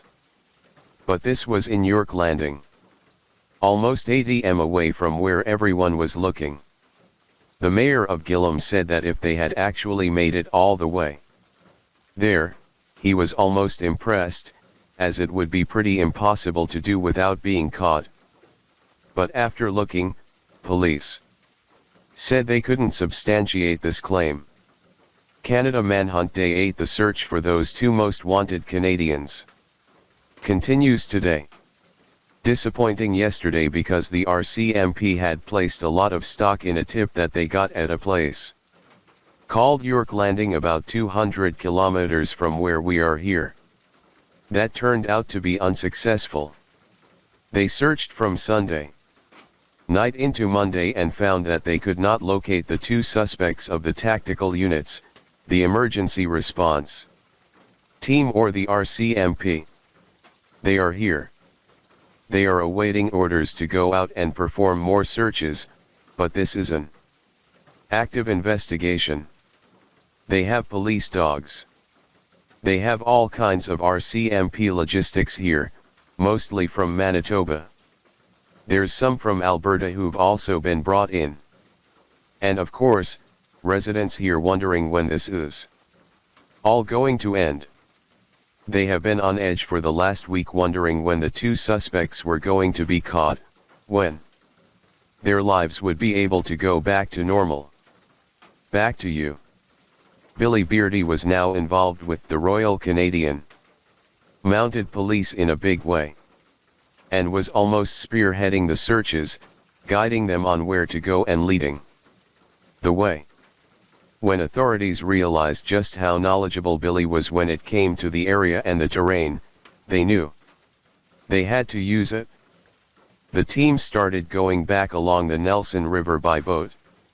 And it was here that they found Cam's backpack with a box of ammunition inside along with his wallet and some clothes. They also located a toiletry bag belonging to Leonard and a sleeping bag. Billy pointed out that the water was so fast moving and there were so many swells, these items definitely hadn't just washed up there. They had been dumped there, indicating that the pair were still on foot but likely slowing down and struggling. They were clearly getting rid of excess weight and baggage as they were becoming more tired and hungry, fighting a tough terrain that was teeming with insects and bears and filled with swampy areas that you could sink into very quickly. All this only being exacerbated by the sweltering heat. Billy said that if you went into some parts without any help or knowledge, the land would not forgive you and it could prove fatal. Some parts were so inhospitable and treacherous, even the locals wouldn't dream of venturing out. It is really hard to comprehend just how expansive, dense, and dark so much of this area is. And although police admitted it was simply not possible to get the manpower to search every single part of it, they did seem to be closing in on them given the clues they were finding. On August 2nd, as helicopters and drones slowly flew back over the Nelson River, a small and damaged boat was spotted along the shoreline. The teens' families were still praying they would turn themselves in and be found safely with Cam's dad, saying, "We try to wrap our heads around what is happening and hope that Cam will come home to us safely so we can all get to the bottom of this story." But Alan said he was now coming to terms with the situation at hand. Initially, you know, it looked like they were victims as well, right? Initially, but both of them have to have a lot of pain inside. Both of them, a normal child, doesn't travel across the country killing people. A child in some very serious pain does. Mounties are going to shoot first and ask questions later. Basically, he's going to be dead today or tomorrow. I knew that. I was saying, rest in peace, my love. I love you. I'm so sorry all this had to happen. I'm so sorry that I couldn't rescue you. Billy was still in charge of operating the jet boats, and with a team of Royal Canadian Mounted Police on board, they went down the river for a final time. Whilst out in the water, Billy spotted a raven jump in a riverside ravine. This caught his attention immediately, as he knew this indicated some sort of carcass had to be around for it to be feeding on. Any kind of bushman knows that if there's a raven there, he's eating something, he said. Billy knew in his guts that they needed to focus more of their attention in this exact area. And on August 7, 2019, exactly where Billy stopped the boat and saw the raven, authorities found two bodies near the creek, just off from the Nelson River. Amongst some bushes, were the bodies of 19-year-old Cam Loud and 18-year-old Briash Migeki. Almost 2,000 miles from where it had all started on the highway, the hunt had finally come to an end. The teenage suspects in the shooting death of an Australian tourist and 2 others have been found dead in a remote part of Manitoba this morning at approximately 10 a.m. RCMP officers located 2 male bodies in the dense brush within 1 kilometer from where the items were found. This is approximately 8 kilometers from where the burnt vehicle was located. At this time, we believe these are the bodies of the 2 suspects wanted in connection with the homicides in British Columbia. To the families of everyone affected by the series of events over the last few weeks, I know it has been so very difficult, and I hope today's announcement can begin to bring some closure. Billy then spent the next 13 hours going back and forth bringing all the police and experts in and out by boat. Officers admitted they really would have been lost without him. The medical examiner couldn't exactly say when the pair had died, but they determined that Cam had shot Briar before shooting himself in what they believe was a pact. Next to Cam's body was one of the rifles and the other was still loosely in his grasp. A digital camera actually belonging to Leonard was also found nearby. It had 6 videos and 3 images on it, which included one of Briar posing with one of the semi-automatic rifles and a selfie of Cam. In the first video, both teens took responsibility for all 3 murders, but gave no motive as to why they had done it. In the second video, Briar talks to the camera and explains that they have reached the Nelson River intending to take the boat out and flee, but because the current was so strong, he said they may have to kill themselves. Cam agreed. And in the third video, they seemed to change their mind and said they planned to kill more people by taking the boat and going to Europe or Africa and carrying on their killing spree there. The other videos, however, went back to their plans to take their own lives and expressing their desire to be cremated if they were found. Police described the videos as cold, remorseless, and matter of fact. Briar's father, Alan, said he wanted to see the videos for himself and said he just couldn't believe that this had all happened. Police said it didn't appear that either one of them was the driving force or the ringleader. It seemed they were both equal and willing partners in everything they were doing. Despite the public and media asking questions and Alan asking to see the tapes, detectives have never released them. They believe that Cam and Briar may have made the videos for notoriety and releasing them would be seen as an insult to the victims. Based on the firearms lab results, crime scene examination timelines of suspects, and suspect recorded admissions, we believe that no other suspects were responsible for the 3 homicides or were involved in any way. A digital camera belonging to Mr. Dick was also discovered. It contains 6 videos and 3 still images. The RCMP has chosen not to release the videos.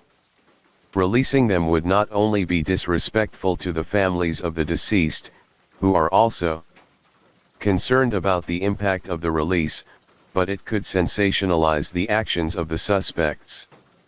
The RCMP Behavioral Analysis Unit conducted a review of the videos and was concerned with a behavior called identification, which is considered a warning behavior in the context of threat assessments. The videos may influence or inspire other individuals to carry out a targeted act of violence, essentially creating copycats. According to sources, there were some red flags. Friends said that Briar was obsessed with Hitler and the Third Reich and purchased lots of memorabilia. He also had a fascination with guns from a young age. Alan said, although this had left him deeply upset and riddled with guilt. He also recognized that his son needed professional help. He described Briar's early life as troubled. And when Alan and his wife Deborah had divorced, this had affected his son a lot. He recalled that he took solace in YouTube and video games, seldom communicating or sharing his feelings, becoming slowly more and more introverted. Briar would often say to his friends when playing shooting games, "What if this was real? Can you imagine if this was real?" Getting very excited about this idea in a way his friends never were and found odd. Cam's family said they couldn't believe this was the quiet, polite, and kind young man they all knew. Helen, Leonard's wife, said for nearly 3 weeks over the summer of 2019, what would be one of Canada's largest nationwide manhunts had gripped not only the locals but the rest of the world as well. An extensive search covering thousands of miles that ended just as mysteriously as it had started, with no motive, no reason, no answers, and no closure for anyone. No one will ever know how everyone happened to come into contact with each other and what took place when they did. Billy Beardy, who had been so vital in helping bring this case to a conclusion, would later be honored by the Kewahtan Tribal Council for his contribution to the search efforts, with people calling him a pillar of the community. He was presented with a star blanket and an eagle feather. Every patch on the quilt represents a person, and it means you are surrounded by those who love, support, and will protect you. Billy's wife said she was so proud of him, but was sad that he hadn't been treated like one of the team. He had been out there day in day out with no protection, safety gear, or life jacket, and he could very easily have lost his life in trying to help. The lead investigator acknowledged this and apologized. In October 2019, Billy was elected chief of Fox Lake Creation and was also later honored by the Gillam Royal Canadian Mounted Police. One has to wonder if he hadn't spotted the raven, recognized what it meant, and turned the boat back around, how much longer the search for the teens would have gone on for, and if they would ever have been found at all. It is a senseless case that still grips people to this day, and one that will leave everyone guessing and clutching at nothing but speculative thoughts and ideas. The Assistant Commissioner Kevin Hackett said it was one of the most dynamic and unpredictable cases in his memory, which brings today's episode to somewhat of a conclusion. Doris, Leonard's sister, said if there was anything positive to come out of her brother's death, it would be all the people coming forward to speak about how much he had impacted their lives. She took comfort in that, even though she knew the ever-private and humble Leonard would have hated every bit of the attention. China's mom, Sheila, said she would look at the CCTV of them in the gas station all the time. I watched that video over and over. I kept seeing new things and watching that embrace that they had. I could hear them saying, "Let's do this. Here we go." Saying it was their purpose to travel the world together, and what they had seen and done at such a young age was remarkable. The families, friends, and loved ones of China, Lucas, and Leonard described the loss as profound. They hope that everyone will remember them for the kind, giving, and adventurous way in which they loved to live, and not for the awful ways in which their lives so cruelly came to an end. Story 4. This case takes us to a country we have never been to before on one of our episodes, Pakistan. Pakistan is a fascinating country with some of the most breathtaking scenery you can find anywhere in the world. Pakistan has lived through social and economic difficulties, and its history is both extremely interesting and gripping. It's home to more than 200 million people, with more than 10 million people living in the city of Lahore, where this story takes place. Tuesday, the 9th of October, 2001, in Block 7 of the maximum security Kotlokpat jail, a guard was making the morning rounds, waking prisoners up at around 5 a.m. As he came to one of the cells, the prisoner was lying on the floor. The guard opened the cell door to check on him. The prisoner was not responding. He had clearly been dead for a few hours at this point. In a separate cell, the body of another prisoner was found. With the two prisoners now dead, it appeared to be the end of a case that had shocked Pakistan. But people were left with more questions than answers. Our story begins in 1999.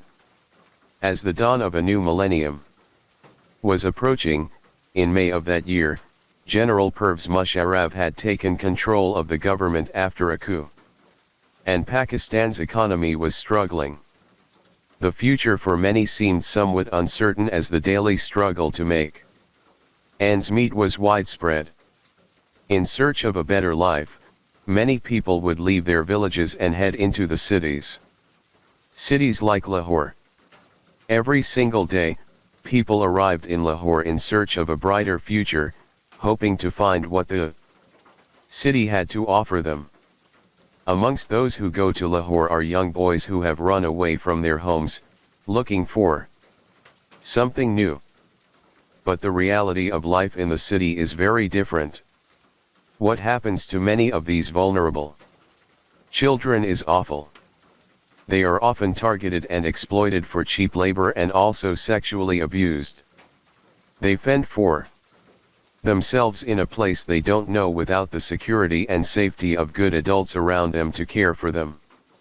In late November 1999, for police in Lahore, their day had started as normal. When checking through the mail that had been delivered, a letter was found. Unfolding the paper, the words written on it were graphic and horrifying. It was a confession. My count has reached 100. With the grace of God, I have accomplished my mission. Tears roll down my cheeks. I will make sure my mission and my message reaches the world. I am going to make many mothers weep. I will send their sons to the next world without coffins through the gutter. The letter detailed the names of the victims and gave a minute-by-minute account as to what had happened to them and how they had met their deaths. Every grim detail was in there: how long it took to dissolve a body, and how much the acid had cost him. He then gave the address for this alleged house of horrors, 16B Ravi Road. The deputy superintendent of police, Tar Campo, took a couple of officers to 16B Ravi Road to investigate. After knocking on the door, the homeowner appeared, 38-year-old Javad Iqbal. The police quizzed him on the letter, asking for more details and if he knew anything about it.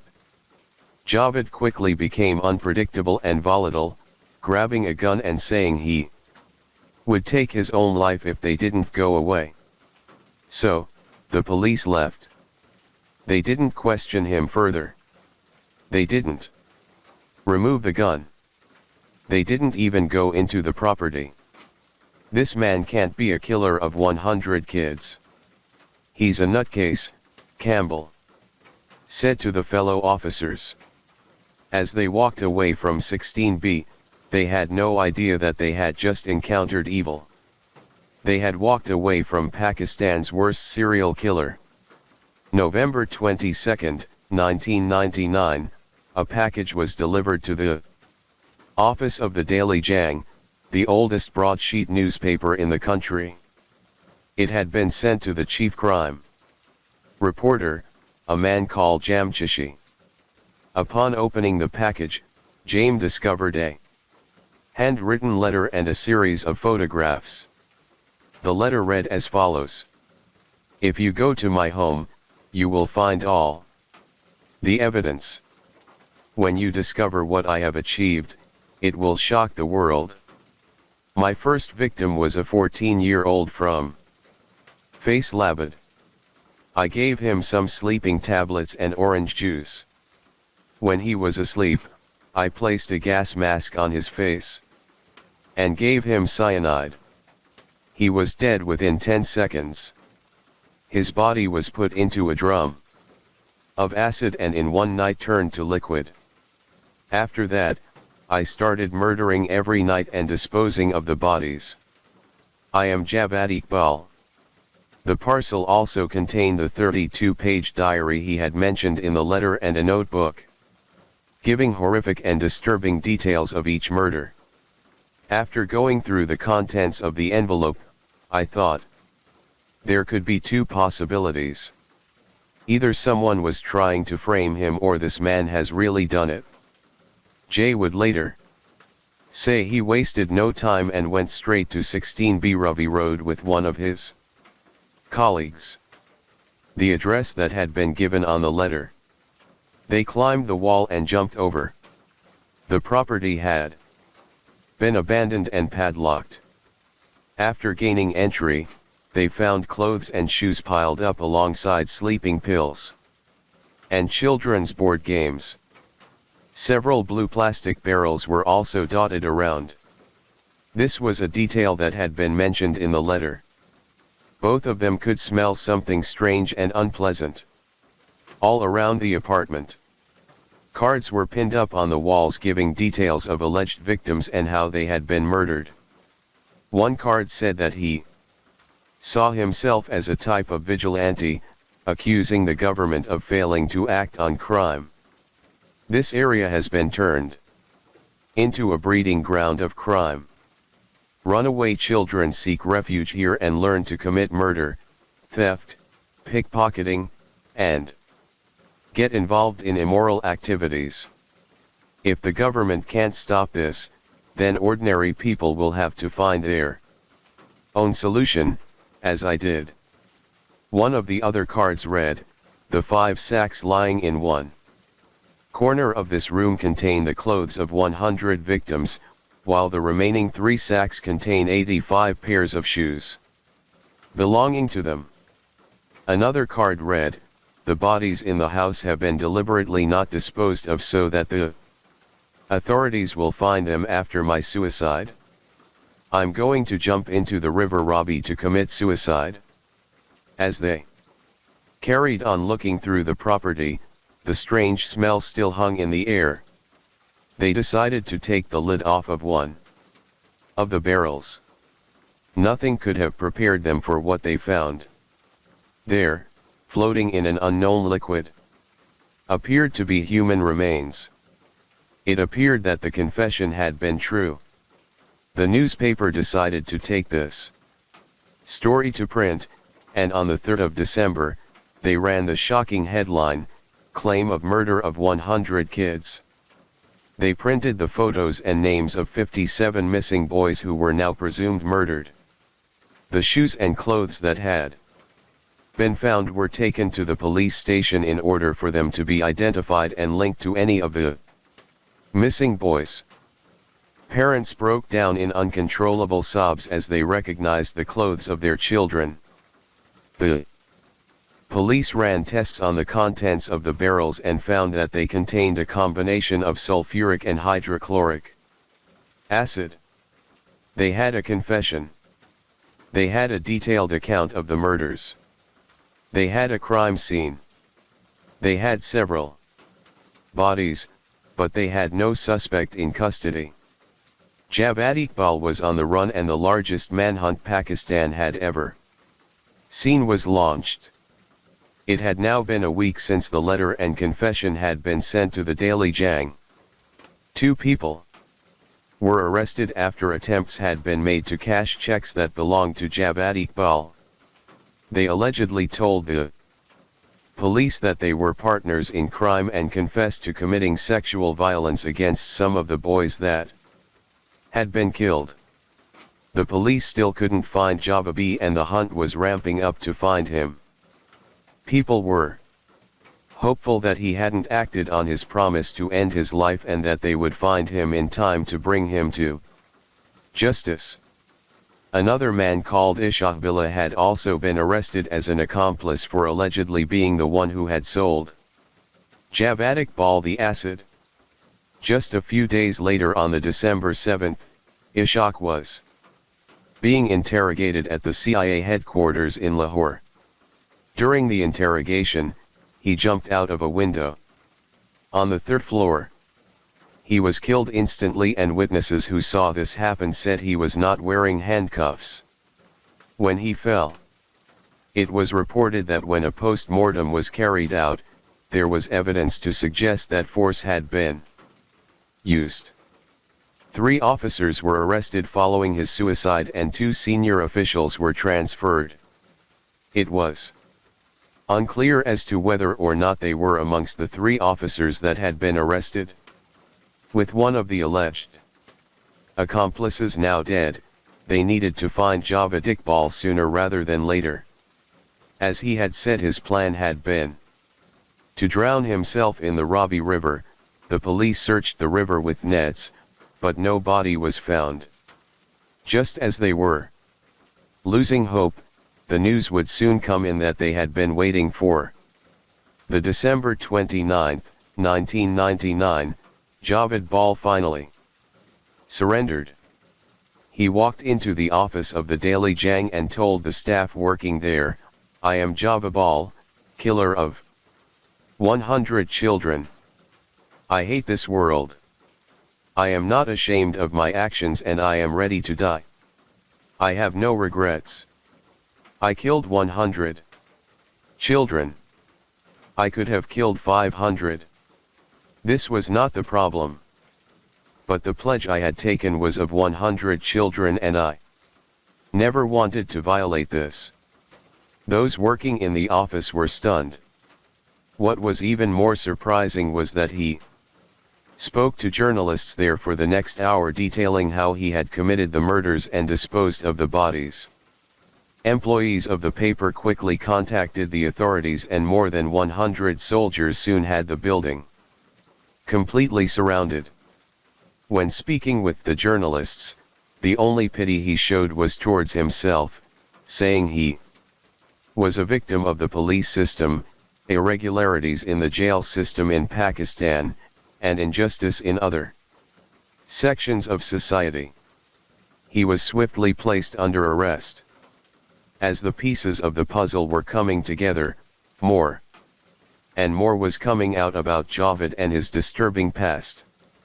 He was the 6th child of a wealthy family. He had 4 sisters and 5 brothers. His father was a successful businessman and both he and his wife doted on their son. He was spoiled and pampered, constantly told how brilliant and how intelligent he was compared to his siblings. Early on in his childhood, he showed signs of serious aggression. He would physically attack other children and would also kill animals. His brother said as a boy, he was violent and eccentric. He would give a lot of headache to our parents. Ja would go into a trance. Sometimes he would wake everyone up in the middle of the night and ask us to line up behind him. It was like some spirit had possessed him. I really think he was possessed as a kid.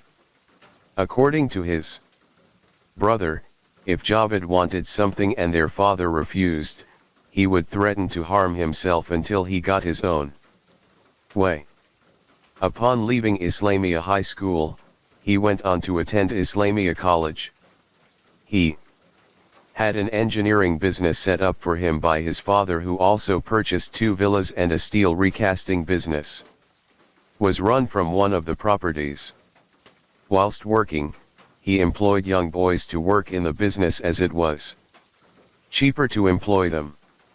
In 1983, after years of refusing to allow his parents to arrange a marriage for him, he announced he would be getting married to a bride of his own choosing. She was the older sister of one of the boys he knew. It was reported that this was orchestrated by Javed to stop the boy from leaving him. The couple would go on to have a daughter.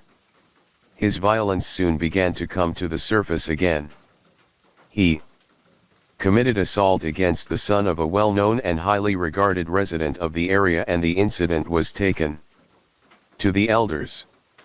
Javed confessed what he had done and signed a document promising he would not do it again. Copies were printed of the document and put up around the area, and he visited 100 shops to apologize for his actions. He also set up a shop selling video games, the first one of its kind in the area. He offered lower rates for young boys or would give them things for free. One particularly insidious thing he would do would be to drop money on the floor near a boy. Once the boy had picked up the money, Job would say his money had been stolen and that he needed to search everyone.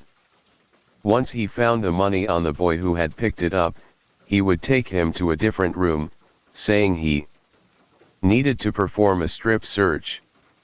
He would then brutally sexually attack the boy. Sometimes he would give the boy the money to keep as a so-called gesture of goodwill. People in the area quizzed him on why he only hired young boys. He said he was doing it out of the kindness of his heart, helping runaways and caring for them, adding that he loved them. Parents in the area stopped letting their children visit his shop, so he started both an aquarium and also a gym, in a bid to get boys to go. Another one of his schemes was to set up a school with air conditioning called Sunnyside School. The school failed as parents refused to let their children attend. Another business was a shop that sold products at a discounted rate, but this too failed after just a few weeks. Not only was he wealthy, he also maintained good connections with the police and invested in a magazine called Anti-Corruption Crime, often praising the police for their work. During this time, he interviewed more than 20 officers about their lines of work and duty. He lied to his neighbors and said he was a high-ranking police officer who worked in an anti-corruption unit. He was acutely aware of how the legal system worked.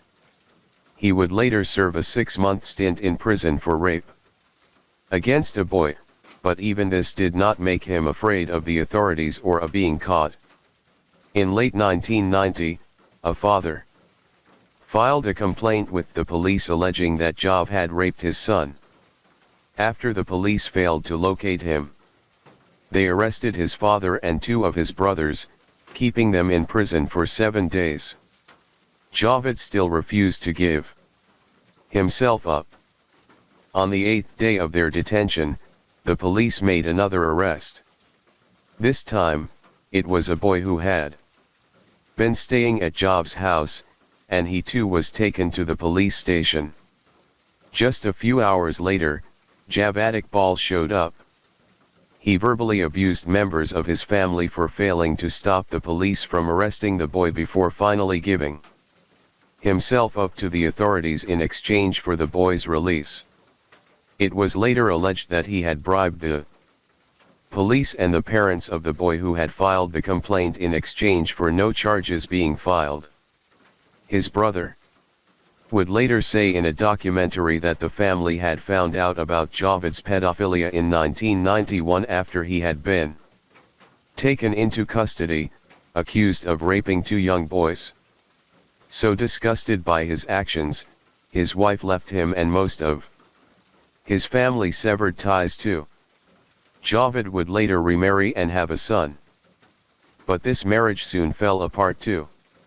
When his father passed away in 1993, few were left who would protect him.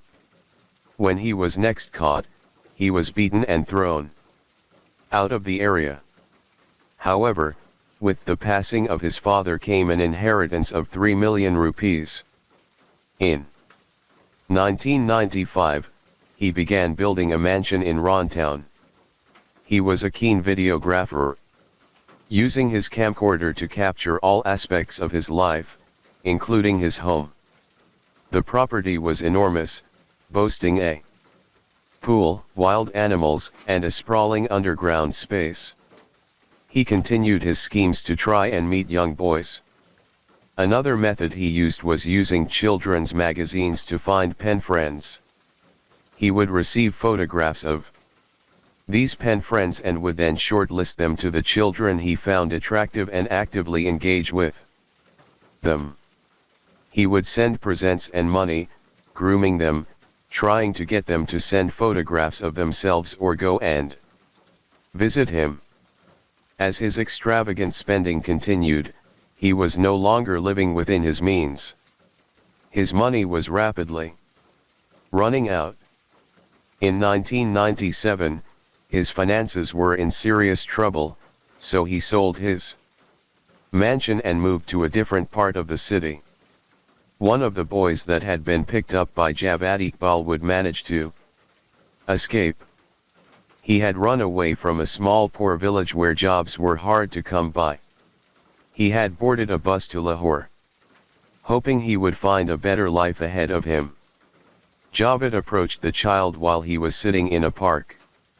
He was carrying a postcard and told the boy he was a father looking for his son who was missing and asked him to help in the search.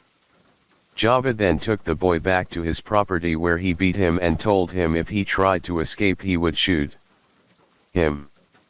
Whenever Javad left, the boy would be locked inside. Whilst held captive, the boy saw Javad bring other boys back where they would be sexually assaulted and abused. On one occasion, Javad told the boy to take his clothes off. When he refused, he was beaten. The terrified child got undressed. Javad Iqbal then raped him. Located in Lahore is the Dudad Darbar, the largest Sufi shrine in South Asia. Many of those in need go there as people often donate food for the needy. This was one of his hunting grounds. Knowing there would be boys looking for food and shelter, in September of 1998, he was back at Dad Darbar. I saw an attractive 18-year-old youth. I offered him a job as my servant, and he agreed. So, I took him home. The boy, who was still being held captive, said that Javad had brought the youth back and taken him to his bedroom for a massage. Javad Iqbal would later rape him. I locked the door and put the key under my pillow. Then, we all went to sleep. The boy who was being held captive said that he and the 18-year-old slept on the floor. During the night, Javad was attacked. He was beaten with the butt of a rifle that had been found in the apartment. He alleged that the 18-year-old had carried out the assault. As the sound of screams echoed around the apartment, neighbors ran to investigate. They found Javad lying on the floor covered in blood and the younger of the boys with a head injury. Javad Iqbal could not lie his way out of this one. Enraged, the neighbors threw him out of the village. Javad was unconscious in hospital for roughly 3 weeks. The assault resulted in a broken jaw and fractured skull. He was arrested on suspicion of rape, but was later granted bail. Nobody in his family would pay for his medical treatment, and his aging mother was trying to care for him as he couldn't even walk without help. Clinical psychologist actor Ali would later say that this incident was the turning point. Javad, someone who had been aggressive his whole life and was so accustomed to getting everything he wanted, had not been expecting aggression to be directed towards him. He was someone who was used to being in control. This attack was not something he was prepared to accept. In order to pay for his medical care, his assets were sold, something he was shocked to discover. His money continued to run out and he moved to 16B Robbie Road.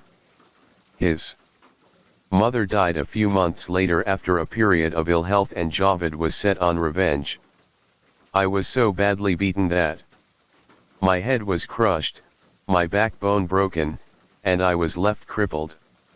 I hate this world. My mother cried for me. I want 100 mothers to cry for their children. I did it to avenge an attempt on my life by my boys, the death of my mother, and an injustice in society. In February of 1998, another complaint was made that he had raped 2 young boys at gunpoint. His wealth and status meant he escaped justice yet again. In May 1999, his depraved killing spree would begin. 100 runaway boys would disappear in just 147 days. After the success of my first murder, I decided my mission should begin. Javed Iqbal would later say that he had experimented with acids to find the best way of dissolving a body. He mixed 2 together and then murdered a boy before placing his body into the barrel of acid. Within 12 hours, the young boy's body had disintegrated. Friday, August 13th, murdered 3 boys today. They don't belong to their parents or anyone else. No one will miss them. Following his staggering confession, the police would spend the next few days talking to the families of the children who had gone missing. There were heartbreaking scenes as parents flocked to the police station to look at the photographs and clothing that had been found in the house, their worlds crashing down when they realized their son was amongst the dead. My victims were tricked into coming back to my apartment. When the bodies had dissolved, I poured the liquid down the toilet. My neighbor complained about the smell of the acid, and I decided to empty the barrels into a nearby river instead. No one suspects what I am doing. No one cares. Over the days that followed, 57 children had been identified from the photographs or clothes. A spokesperson for the police said, some of the children whose pictures or clothes were identified were among the city's poorest. Some were beggars and others were among the army of children in Pakistan who work on the streets selling things.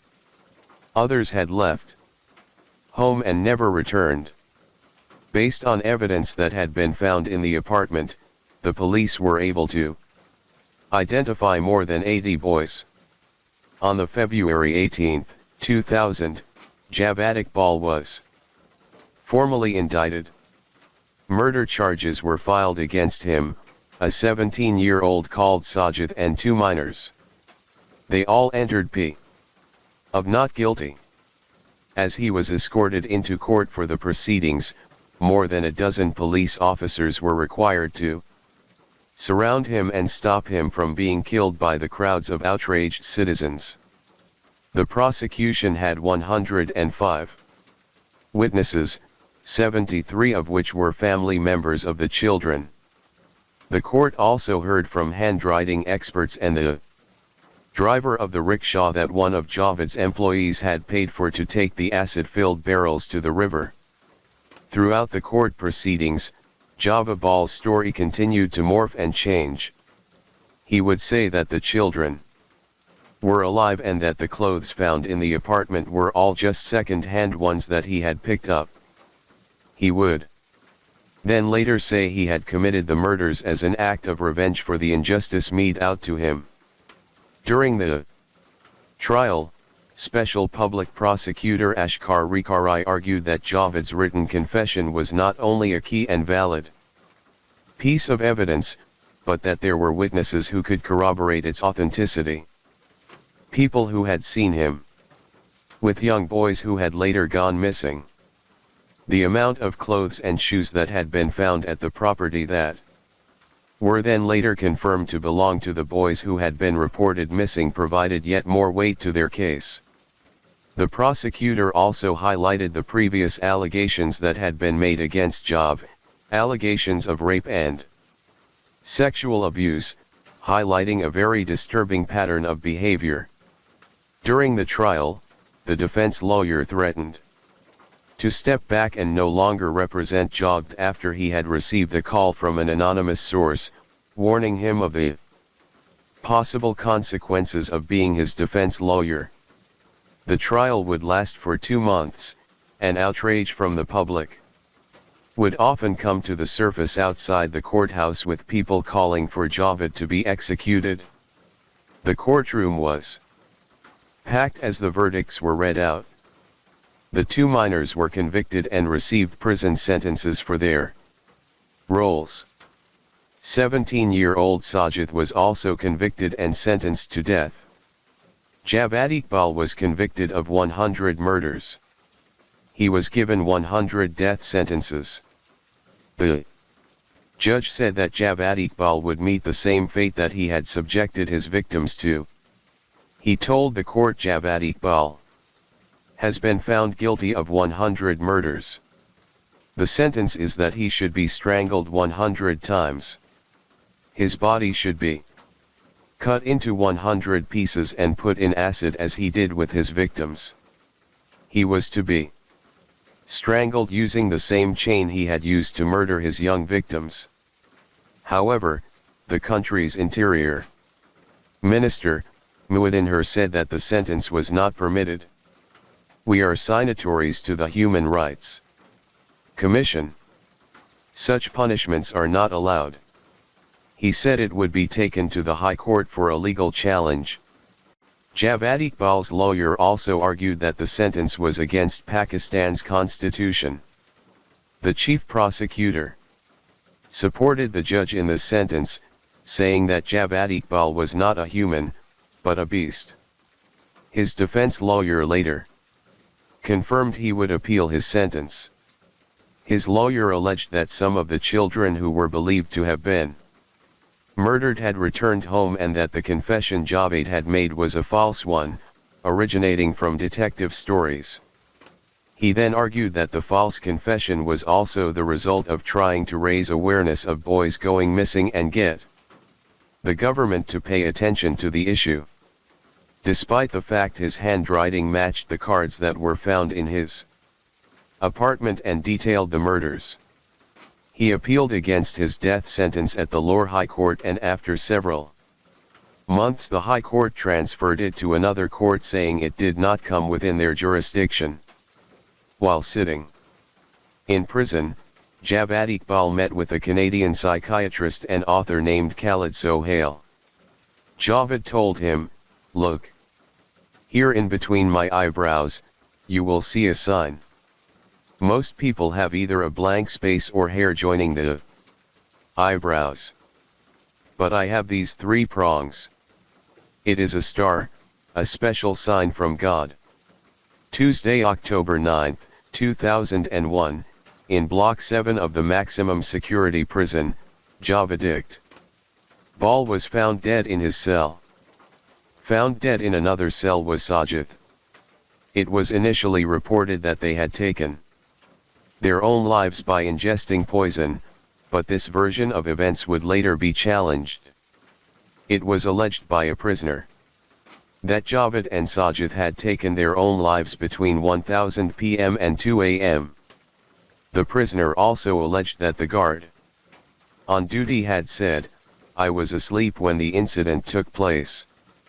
The prisoner stated that when the guard had woken up, he had observed the 2 men hanging in their cells using bed sheets tied to the iron bars, and that they had been taken down and then placed on the floor to look as though they were sleeping before leaving the cell without telling anyone. When the guard was replaced, the new guard failed to check on the prisoners, and it wasn't until morning that the head warden found the pair dead in their cells after he had gone to wake them up. It was reported that for the police investigators, This story was odd. For two prisoners to take their lives in this way at the same time was unusual. In a bid to ascertain exactly what had happened, a magistrate, doctors, police, and seniors from the prison descended on the scene. The bodies were taken away from the prison and sent to the city mortuary. According to the doctors, their necks were found to have strangulation marks on them and blood had come out of their nostrils and mouths. On Javad Iqbal's body, they found many wounds that had healed, wounds that had been inflicted with a blunt weapon. And they were found across his body. Despite the indications of another person or persons being involved in their deaths, they were officially ruled as being suicides. Job's lawyer, Faisal Najib Chawi, spoke to the BBC and said he was unconvinced by the official version of his client's death and was still waiting for the results of the post-mortem. One of the officials from the prison had called Javad Bal's behavior whilst in jail strange, adding that he had made more than 12 attempts to end his life. Following the deaths of the two inmates, 6 officials were suspended. Job's family refused to collect his body from the mortuary, with his brothers saying the day he had made his confession was the day he had died to them. The story of the case would later be made into a film. It was announced in 2021 that Javad Iqbal, the untold story of a serial killer, would be coming out. The day before it was scheduled to be released, the Central Board of Film Censors pulled it from cinemas, citing objections to it from the public. However, many expressed their disappointment over the decision to pull the film. Following changes and edits, it was announced it would be released in Pakistan on May 19, 2022. The impact of this case cannot be understated. It is a story that has captured and horrified people in equal measure for more than 20 years. The horror, brutality, and scale of it all lingering in the public consciousness. For the loved ones left behind, knowing the appalling deaths these boys were met with is crushing. Knowing that so many had gone missing and nobody had noticed. Knowing that there had been opportunities to catch and properly punish him for his crimes against children, but these had either been missed or had no impact, are thoughts that are too awful to comprehend. There are now 100 families that are missing their sons, grandsons, brothers, nephews, and cousins. For many of these boys, hopes and dreams of a better life in the city were cruelly and brutally snatched away. Words almost seem futile when trying to wrap up a case like this, but the least one can do is think of these boys and their families and hope that such atrocities never ever happen again. Story 5, Melbourne in Victoria, Australia, July 23, 2018. At 9 p.m., a 000 call came in from a 19-year-old at a house in Sunbury. Senior Constable Luke Calhoun was on shift at the Sunbury police station at the time and instantly recognized the voice on the end of the phone. "I think I killed someone. They said I didn't want to, but I did it." He came. He didn't seem scared. "I strangled him. He's on my bed. It feels so good. I don't want to be a killer." "Have you actually done that?" he asked. "You never believe me." "Why don't you believe me?" they bluntly and calmly replied. Authorities were dispatched immediately. And when they got to the home, it turned out that Constable Calhoun had been right about the voice. He had recognized it. The caller answered the door, and it was someone the station knew all too well. Jamie Lee Dollar Guy. As they entered the home, they found 25-year-old Moreland Rahat in the bedroom. A cord attached to a sex toy was wrapped around his neck, and he was lying motionless. See, I wasn't lying. You never believe me. Why won't you ever believe me? He's dead, isn't he? Jamie shouted at the officers. Moreland was put into an ambulance and rushed off to hospital, and Jamie was taken down to the station for questioning. Given what she had revealed already, she was charged with attempted murder, intentionally causing serious injury and recklessly causing serious injury. What had happened and how it came to be was a frightening story. In the early evening of July 23, 2018, 19-year-old Jamie Lee Guy logged onto the popular dating app used by millions worldwide, Plenty of Fish.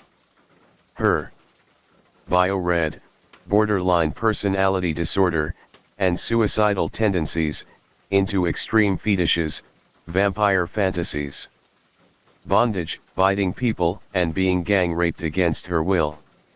She wasn't on it long before around 7 p.m. she got a message from a 25-year-old student, Moreland Roth.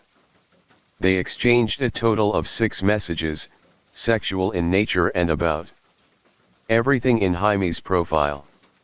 He told her, "We'll do whatever you want." They made a plan to meet up at her house, with Jamie saying she would put on a costume and her favorite perfume. Moreland told her he would be there just after 8 p.m. and he would text when he was outside. With this, he closed the app and started getting ready. For years before this, Moreland Rahat had made the big move from Gujarat in western India to Australia on a student visa to get his master's in accounting. He had really started a whole new life and had settled in well at Charles Sturt University, also working part-time as a delivery driver. He was an only child and was very close to his parents, talking to them every day. They had even sold their bungalow to finance his move to Australia when they realized it was his dream. As soon as they had the money, Moreland was on his way and the family took some photos at the airport before he left. Friends described him as happy-go-lucky, easygoing, but hard-working and very humble. His hard work had almost paid off and was proud to say he was just 4 months away from finishing his course. His professors believed in him so much they had actually offered him a job when he finished so he could stay in Australia permanently. Jamie was now at the station and talking a lot. She started by telling the detective she had been having a bad day. And the second Moreland agreed to meet her, she knew she was going to kill him. A matter of minutes after she ended her conversation with him on Plenty of Fish, she started making some Google searches. I'm going to kill someone tonight for fun. How to kill someone. I want to commit murder. I'm going to kill someone tonight. Help. She then clicked on a link called 10 Steps for Committing a Murder and Get Away with It. At 8:07 p.m., Moreland arrived at the house. She told detectives she immediately took note of his shape and size and felt he was weak enough that strangulation would be easy. She told him she wanted to role play and he was keen to learn.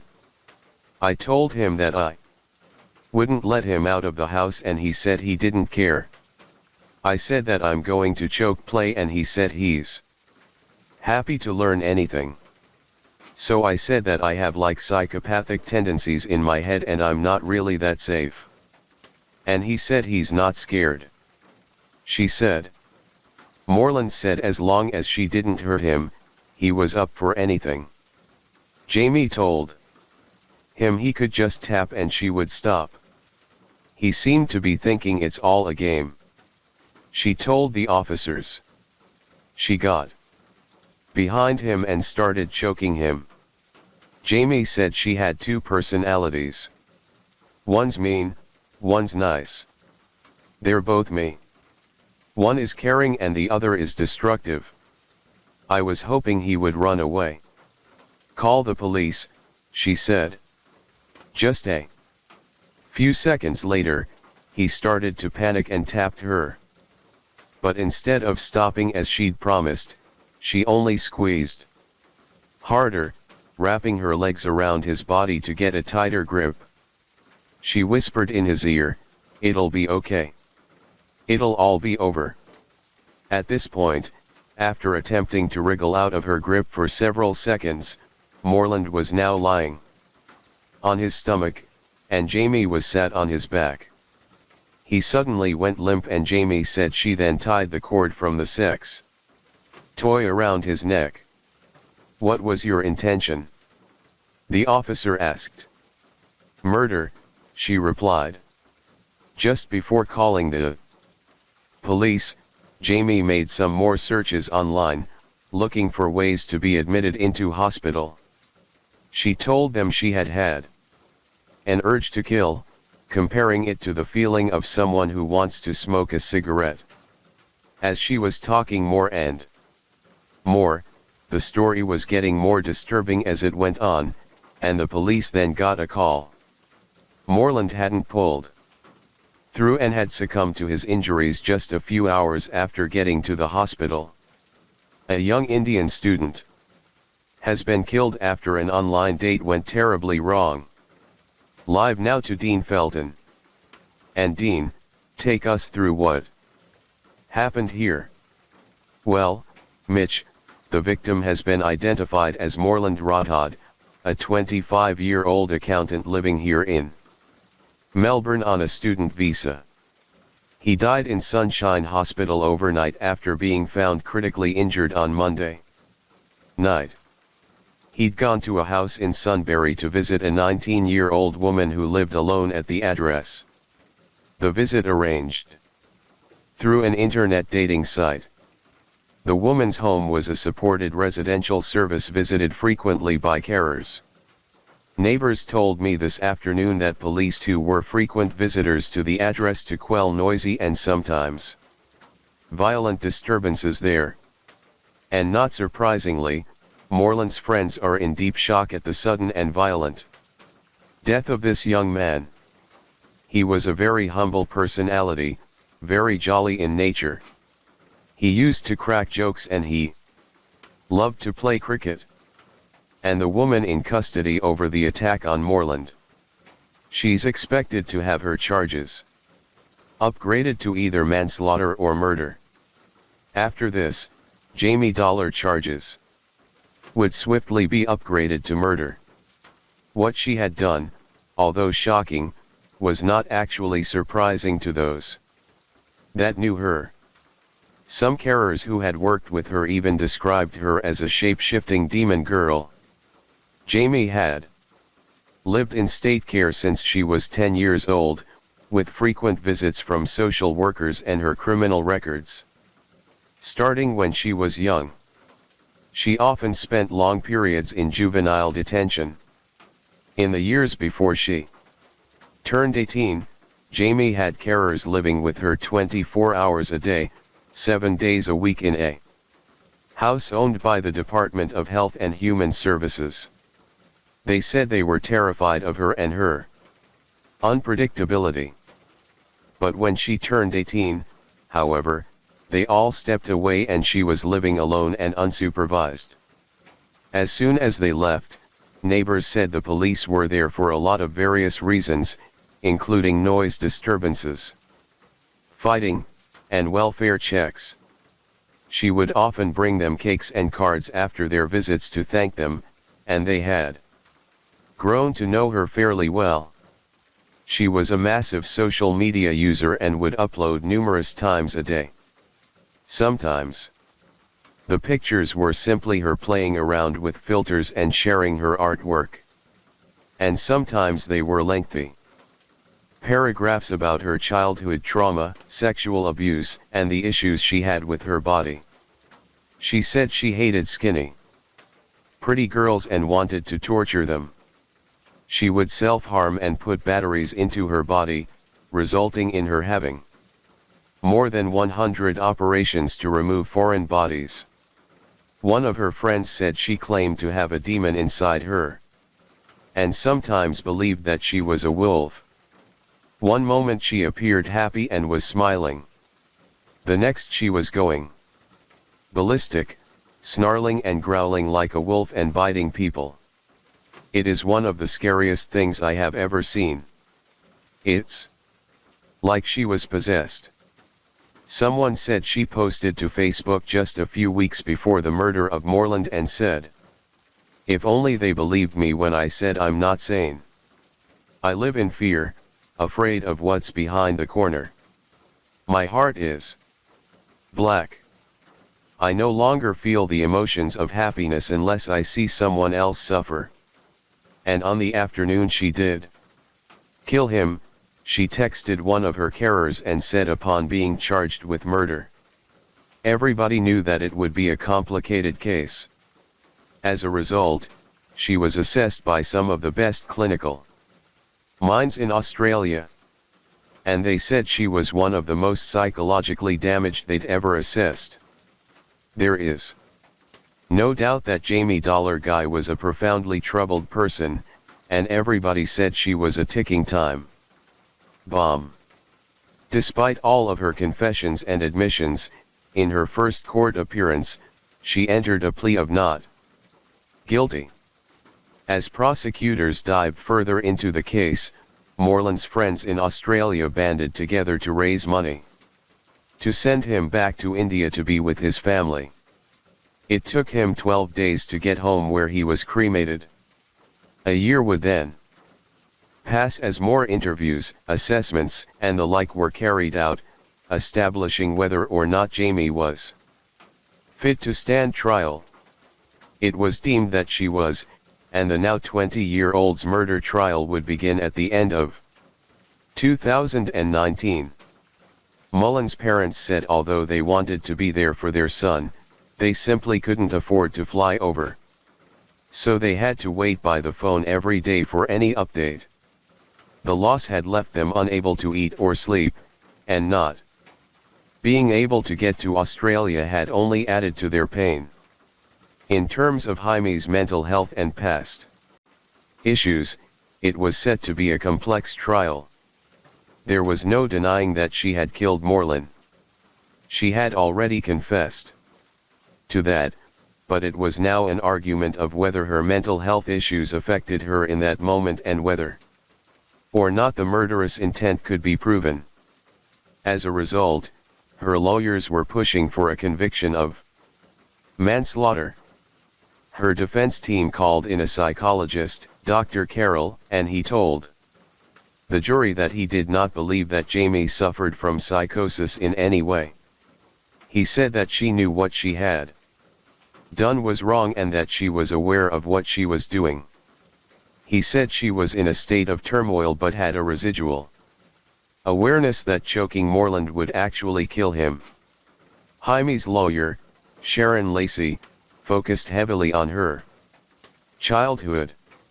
She spoke about her past abuse, living in care and suicidal thoughts and tendencies.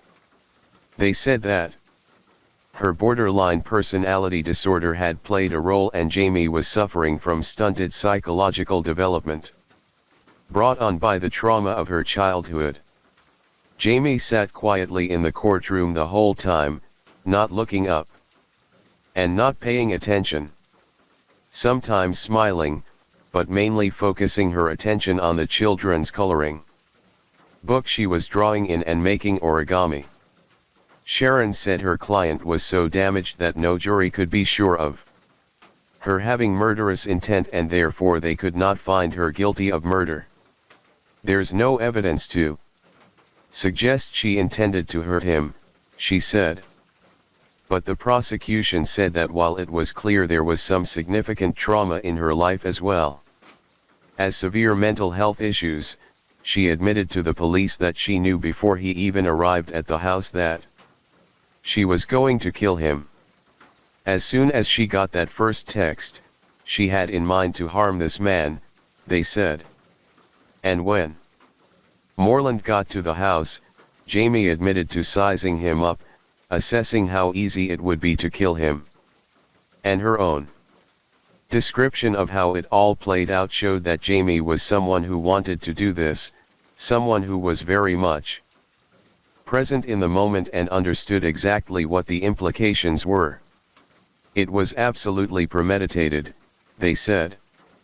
After an 18-day trial where numerous witnesses, including Jaime's carers and clinical experts, and the tape of her lengthy police interview was shown, it was now up to the jury to make the final call. A Sunbury woman who choked an Indian university student to death only hours after meeting him on a dating app has been acquitted of murder. Jamie Dalagi admitted she felt good after strangling her victim, but a jury found she did not intend to kill him. Hours before, Jamie Dalagi lured her prey into her bedroom. The woman who once believed she was a werewolf searched online 10 steps to commit a murder and get away with it. And today, a unanimous jury found Dalagi not guilty of the crime, but guilty of the alternative charge of manslaughter. Prosecutors say the Sunbury woman targeted Moreland Rodhat on a dating app to act out her sadistic tendencies. She deliberately strangled him, ignored his tapping, the panic symbol, until he became a dead weight. The Sunbury woman has a severe personality disorder caused by a childhood of appalling abuse and neglect. The condition means she has a limited capacity to feel remorse for killing Mr. Rodhat. Afterwards, the killer told detectives Dalagi's defense team argued she didn't intend to kill the Indian student and in fact she wanted the victim to stop her. During the trial, Dalagi smiled to herself as she drew pictures using colored pencils. Today, however, she simply stared at the floor. Her lawyers say they need until April next year to compile all of her psychiatric reports. Eliza Rugg, 9 News. Jamie Dalagi was acquitted of murder and instead found guilty of the lesser charge of manslaughter. Safe to say this decision left a lot of people shocked and bewildered. Some sources say that if everything about her dark past and violent tendencies had been told to the jury, maybe the outcome would have been different, but it is hard to tell. The carers that spent even a short period with her argued she should never be released and is far too dangerous. The judge said to Jamie. And although manslaughter carries a maximum of 20 years in Victoria, Jamie Lee was sentenced to 9 years in prison with a minimum term of 5 years and 6 months. But she had already served just over 2 years, so she could actually be out in just over 3 years. Jamie Lee Dalagi still has homicidal urges and she has threatened to kill another inmate. For now, she remains locked up in maximum security, but she could be freed on parole in just over 3 years. In the court's paperwork, it said that an attribute of her personality was a limited capacity for empathy and capacity to feel remorse. Remorse may serve as an indicator of the likelihood of a person reoffending. A person who is truly and deeply remorseful for their actions is less likely to repeat them. In your case, due to your empathy deficit, I am not convinced that the amount of remorse you feel is likely to significantly inhibit future conduct. Nevertheless, I accept that you do feel remorse to the extent that you are able to. It follows that you must be given the benefit of remorse in mitigation of your sentence. Moreland's parents were horrified that people were aware she was so high risk and even the social workers were scared of being on their own with her, and yet she was still allowed to live alone with people coming and going as they pleased. And to top it all off, she could be back out in just a few years. It is hard to know what will happen after these few years in prisoner up for Jamie Dollar Guy and how this situation will be approached and handled. This was an unsettling, disturbing, and very upsetting case to look into in many ways, and we're interested to hear your thoughts about it. One thing we know for sure is that Moreland Rodhad lost his life in a terrifying way with someone he had put trust into, and his last few moments, realizing what was actually happening to him, is unthinkable.